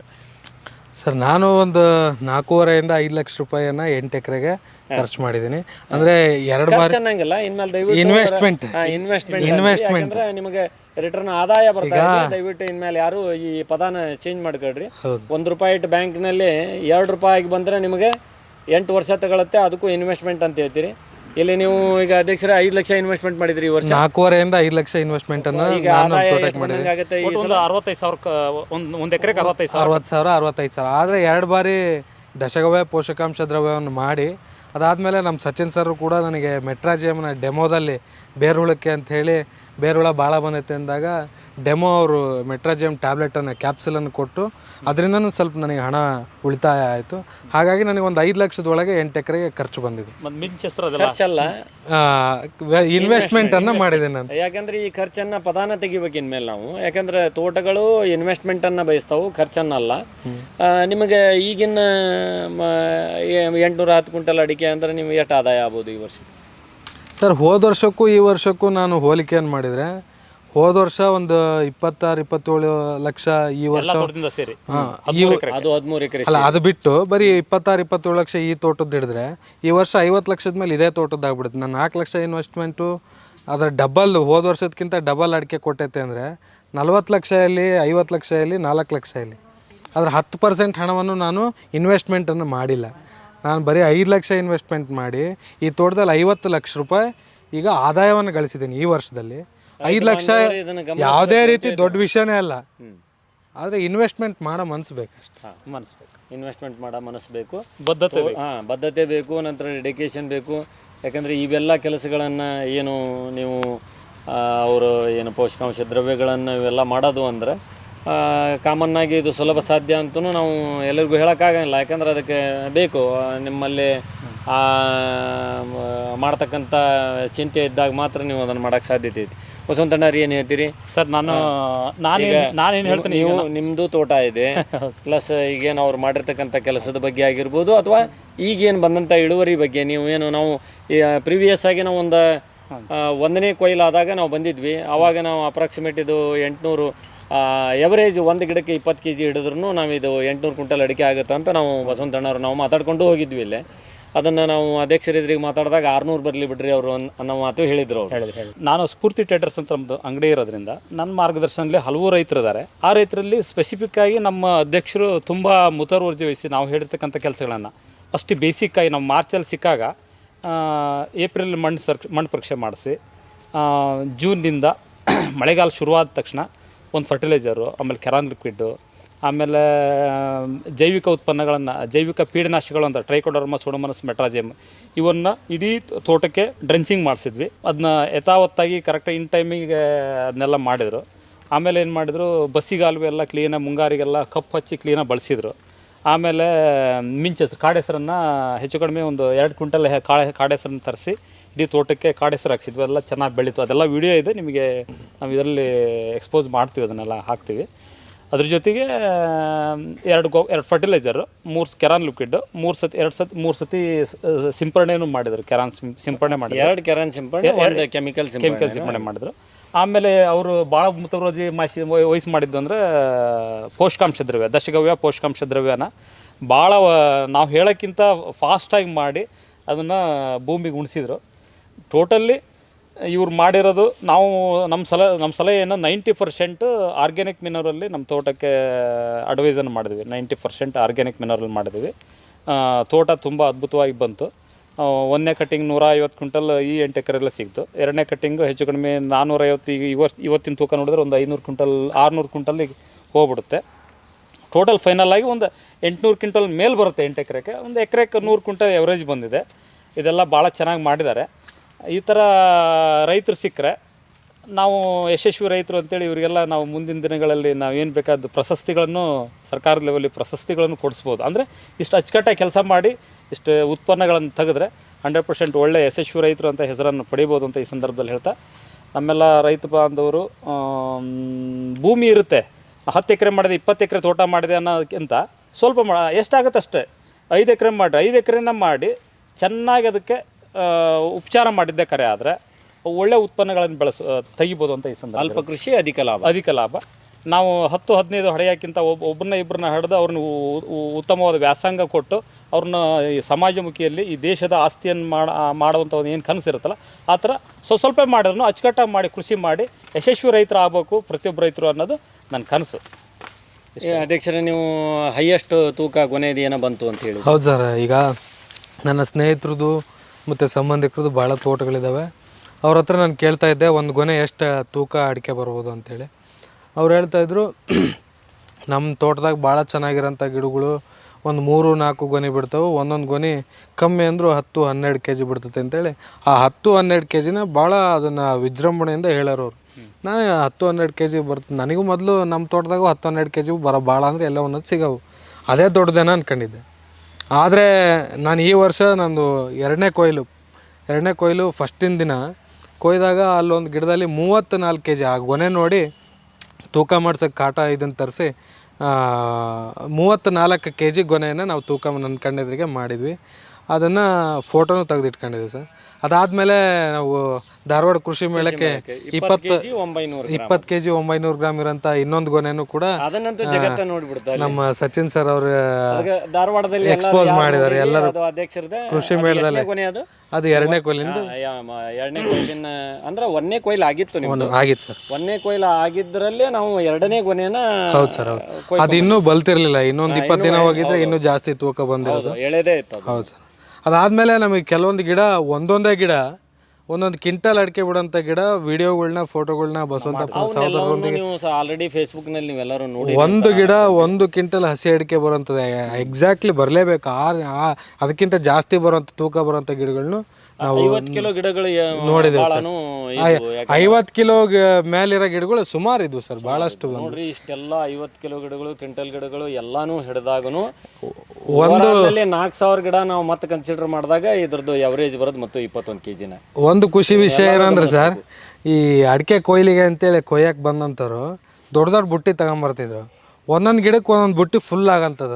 ಅದನ್ನ ಇಲ್ಲಿಂದ ಅಲ್ಲಿ ತನಕ ಎತ್ಕೊಂಡು ಹೋಗಕ್ಕೆ ಅವ್ರು ಸಾಕಾಗಿ ನಂಗೆ ಸುಸ್ತಾತಪ್ಪ, ನಾನು ಈ ತೋಟಕ್ಕೆ ಬರಲಿಲ್ಲ ಅಂತೇಳಿ ಬೇರೆ ಬೇರೆ ದಿನ 2 ದಿನ 3 ದಿನಕ್ಕೊಮ್ಮೆ ಬೇರೆ ಬೇರೆ ಚೇಂಜ್ ಮಾಡ್ಕೊಂಡು ಹೊರಕ್ಕೆ 2-3 ಜನ ನೀನ್ ಬಾ ಅಂತೇಳಿ ಚೇಂಜ್ ಮಾಡ್ಕೊಂಡು ಕೆಲಸ ಮಾಡ್ತಿದ್ರು. ಅವರು ಅಡಿಕೆ ಬಂದಿದ್ದು ಖುಷಿನೂ ಪಡ್ತಿದ್ರು, ಹೊರಕ್ಕಾಗದೆ ಪಾಪ ನೋವು ಮಾಡ್ಕೊಂತಿದ್ರು. ಅದು ಸಾಮಾನ್ಯ ಅಲ್ಲ. ಈಗ ನೀವು ಒಂದು ಒಳ್ಳೆ ಆದಾಯ ಬಂದಾಗ ತೃಪ್ತಿನೂ ಇರುತ್ತೆ, ತೃಪ್ತಿಗೆ ತಕ್ಕ ಇನ್ವೆಸ್ಟ್ಮೆಂಟು ಇರುತ್ತಲ್ಲ. ತೃಪ್ತಿ. ತುಂಬ ಧನ್ಯವಾದಗಳು. ಆಯ್ತು, ನಮಸ್ತೆ.